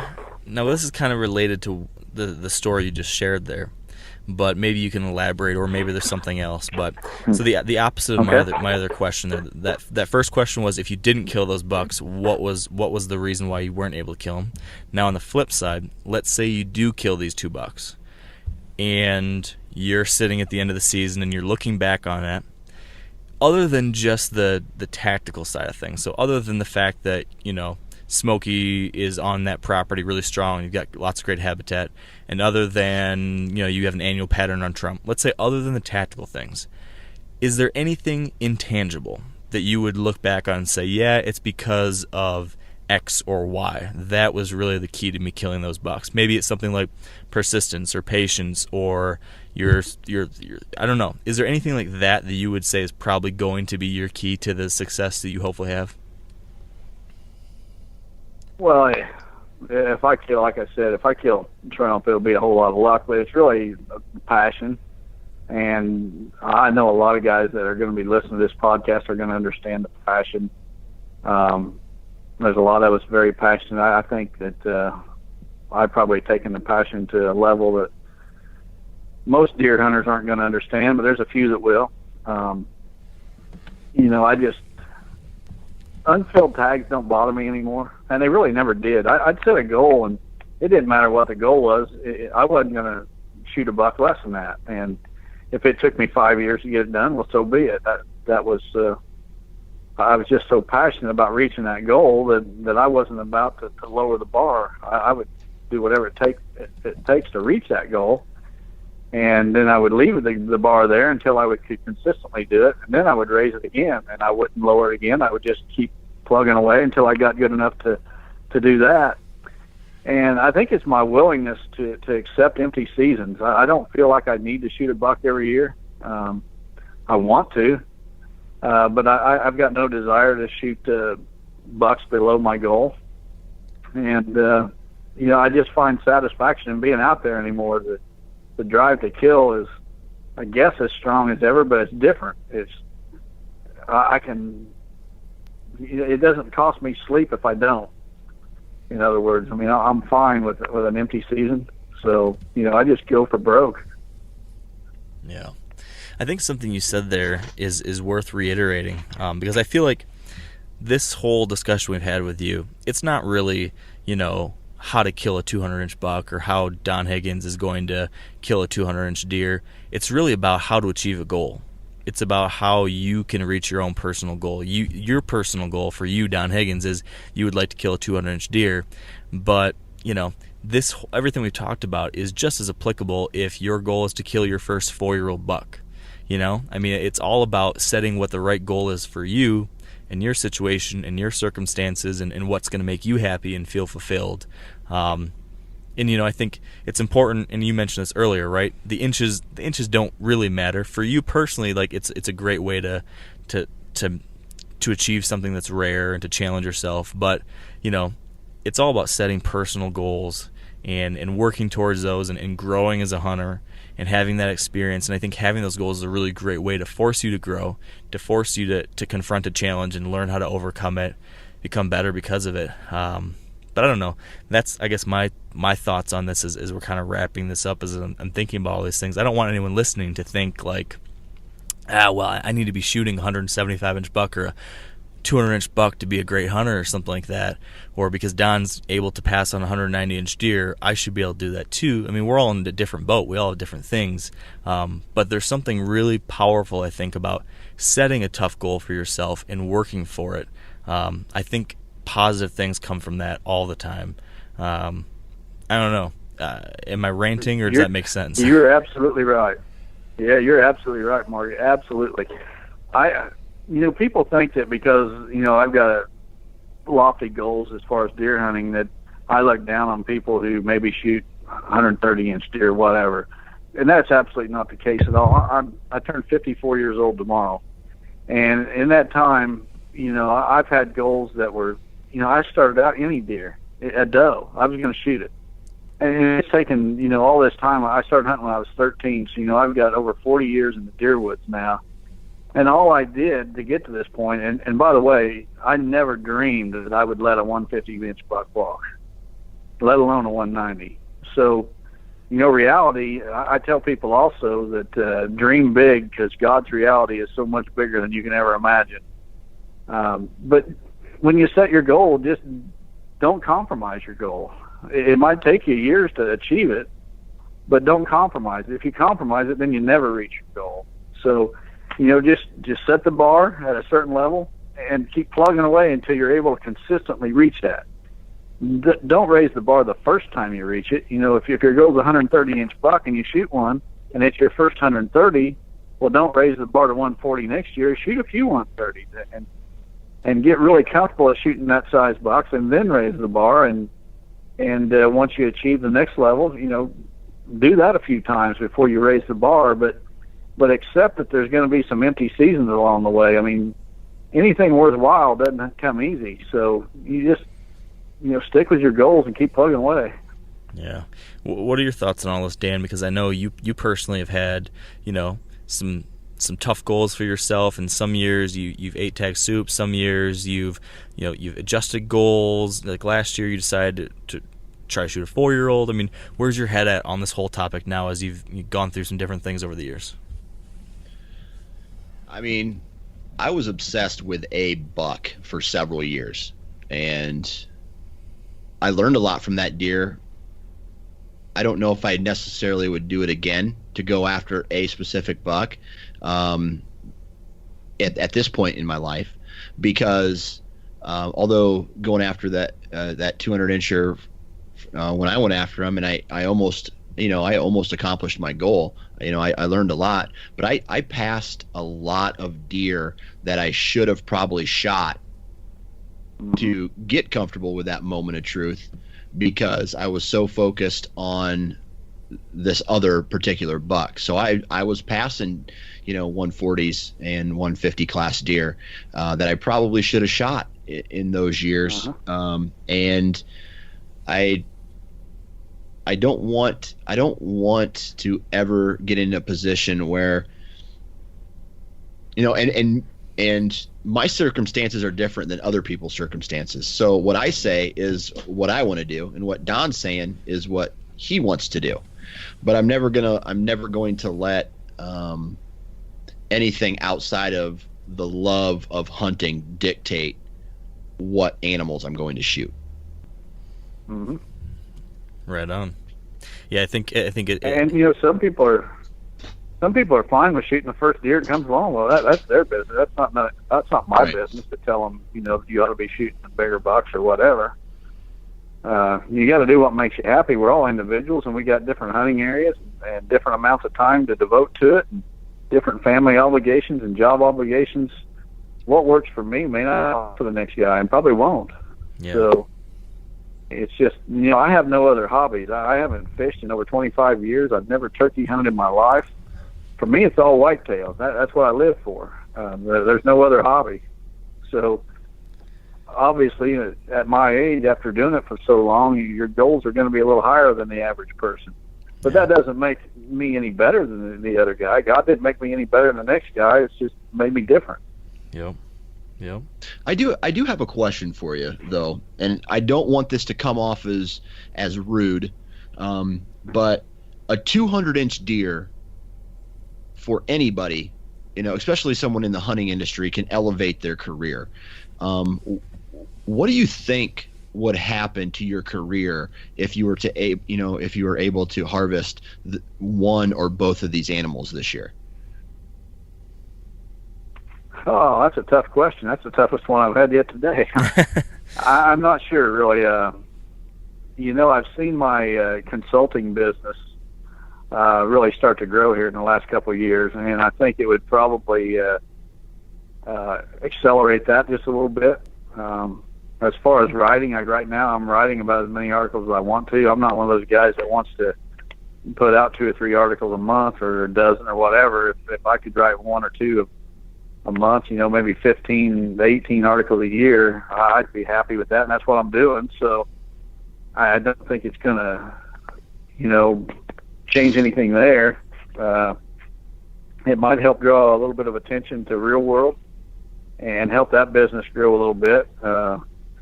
I plan on getting these hunts on video, and I'm, not affiliated at this time with any web show or TV show or anything like that, so it might open a door that way. But I don't know. I know it's not going to change me as a person. I'm going to be the same guy next year as I am, today. Still passionately chasing whitetail, still looking for the biggest one I can find, and always being a student. I'm no expert. I just I've got a lot of years being a student, so I'll just continue down that path. Yeah. Now, okay, this makes me wonder, what happens if you kill both of these bucks? You kill 2 200-inch bucks in the same year. You've now killed 3 200-inch bucks. Do you have the 200-inch buck bug out of your system? Will you be like, okay, you know what, I'm gonna stick to my old mature bucks, but I'm not gonna be so obsessed with trying to find this next 200? Or is it, all right, what's the next rung up the ladder? Now I want to kill a 210, or I don't know. Is there a next step after this if you were to achieve these goals? Yeah, boy, you guys saved the hard questions for last. I think I will probably always, if I kill 2, then I'm going to want 3. If I kill 3, I'm going to want 4. It's not, I don't know. Until you're there, it's hard to say. I want 2 because very few bow hunters have killed 2 legitimate 200s. And, but after that, does a third one make you any better, or does a third one prove anything? The older I get, the less I hunt for any other reason than my own self-satisfaction. It's not about opening doors in the hunting industry or anything like that. There is one point in my life where that probably was a factor in, trying to shoot the biggest buck I could find to sell more articles or get a sponsorship from another company. But that's no longer the case, I'm certain of. I don't know, what kind of doors it might open for. Maybe it'll allow me to gain people's ear a little bit better and promote things I believe in. I think there's been some celebrities or hunters that had the public's attention that I wish they would have had a little different message. I'm not going to beat my chest and say, look at me, I shot 3 200s. I'd just as soon use any attention for something good, maybe ethical hunting practices or who knows. I've spoke at a lot of churches. I'm a Christian, and I believe in using whatever means possible to promote that. So maybe it'll open doors there. Yeah. Who knows? Yeah. Something you just mentioned there, and I think I really like your mindset on all of that. But something you mentioned when it comes to promoting some, the ethics of hunting and doing things the right way. You talked about that earlier. Your dad's influence on you about going through things the right way, doing things the right way. I think that'd be a perfect place for us to leave things off here on the podcast. Do you have any final words for our audience as far as the importance of ethics or how we go about what we do as hunters? Anything you've learned on that front that you want to share, or any reminders that would be good for us to hear here to end this conversation? Yeah, when I first started doing seminars, I would always end with the same. I would start the seminar with the same slide and I would end it with the same slide, and it was a picture of my first buck. And on the final slide, we would go right back to that picture of me with my first buck, and I would ask everybody in the audience to take a look at that picture and ask themselves, what do you see when you see this picture? Do you see some lucky kid with his first buck? Or do you see, this picture, you got to remember, is from the 1970s, and I'd say, do you see some kid wearing a funny hat, or what do you see when you see this picture? And I'd wait a few seconds and give the audience time to gather their thoughts, and I would say, no matter what you see in this picture, you'll never see what I see. Because when I look at that picture, I see my dad. And my dad's not in the picture at all. But my dad made it possible. And everything that I've done in the hunting industry, I attribute to my dad, because he taught me to do things right. So my final message, I guess, for this podcast would be, a lot of us hunters are mentors or to younger hunters, whether it be our sons or whatever. And I've seen over the years, observing other hunters, that the apple doesn't fall far from the tree. If a young hunter, if I'm in a seminar or a trade show or something, and a young hunter comes up to me and I talk to that kid for 5 minutes, I can tell you what kind of hunter his mentor was, whether it be his father, grandfather, whoever. If that guy was a whack 'em, stack 'em, if it's brown, it's down, gangbanger type hunter, that kid's going to reflect those same values. But if that kid was taught to hunt by someone with high ethical and moral values, that child is going to reflect the same thing. So, I just hope this season as fellow deer hunters take out these young kids, whether it be their own kids or others, to the woods, to just remember you're setting an example, and that young child you take to the woods is going to end up just like you. So set the right example and let them know, that there's a right way and a wrong way to do things. And make sure they always see you doing the right things, because the example you set can live long past you. I guarantee you, when my dad was taking vacation days from his job 40 years ago to take me to the deer woods, he had no idea what it was going to lead to. And, the kid you take to the woods, you don't have any idea what that kid's going to be 25 years down the line. But that's a perfect opportunity for you to teach him so many lessons that are way more valuable than anything you could teach him about deer hunting. Yeah. I think that is a terrific way to cap this conversation off. So thank you, Don, so much for sharing all of this and talking through this whole hypothetical season and indulging our questions. I hope it was a helpful exercise for our listeners. I think kind of getting your mindset, it was definitely helpful for me to see how you would think through all these things. So we appreciate it, Don. And if people want to learn more about the products you talked about earlier today, or if they want to follow along with what's happening for you throughout the season, is there anywhere online they can find that stuff?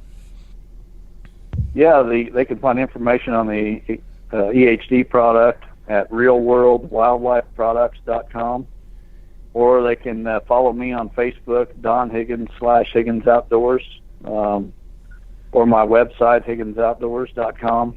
But I appreciate you guys having me on again. This podcast is probably different than any one you've ever done, but we covered some interesting things, and I just want to thank you guys for the example you guys set for others in the industry. Young hunters, I'm sure, look up to you guys as well, and I appreciate what you do. Well, thank you so much for saying that, Don. Absolutely, right back at you. And finally, I think most importantly, good luck this season. You've got quite the season ahead of you, and we've got all of our fingers and toes crossed for you. Well, thank you, and I'll keep you posted. Sounds good. And that will do it. Another episode is in the books, and here's what I've got to ask you for before we go. First, if you haven't yet, I've said this a million times, so you might be sick of hearing me say this, but a rating or review on iTunes would be amazing. It is a huge help, and we've already had over 700 of you leave a review, and I appreciate that so much. But every week, let's be honest, there's tens of thousands of you downloading these episodes. So I know there's a lot more of you folks who haven't done a review yet. So no pressure, but help a brother out. Also, hit us up over at wiredtohunt.com and the Wired to Hunt social media platforms to stay up to date on everything else we've got going on. With my upcoming Alaska, Montana, and North Dakota hunts, there's going to be a lot of cool stuff I'll be putting out there, and that will be shared over on the website and Facebook, Instagram, Twitter, etc. That said, we'll wrap things up here with a big thank you to our partners at Sitka Gear, Yeti Coolers, Matthews Archery, Maven Optics, Whitetail Institute of North America, Trophy Ridge, and Huntera Maps. And finally, of course, thank you all for listening. Thank you for your attention and your support. It is just so greatly appreciated. And until next time, stay wired to hunt.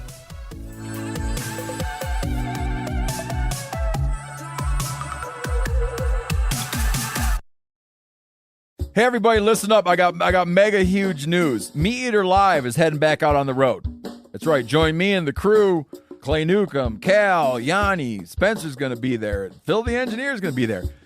Meat Eater Live headed back out. Now, when you get every ticket, okay?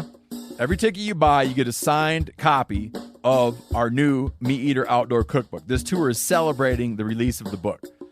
Buy a ticket, get a signed copy, Meat Eater Outdoor Cookbook, wild game recipes for the grill, smoker, camp stove, and campfire, which I'll point out is a $38 value. Here's where we're going to go. April 23rd, the Mesa Art Center in Mesa, Arizona. April 24, the Balboa Theater in San Diego. April 25, the Grove in Anaheim, California. April 27, the Crest Theater in Sacramento. April 29, the Union in Salt Lake City. April 30, the Egyptian in Boise. May 1, the Wilma Theater in Missoula. May 2, the Bing Crosby Theater in Spokane, Washington.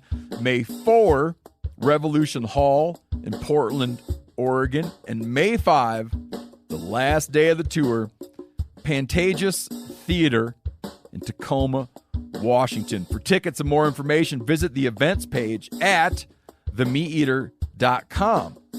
Hope to see you at the show.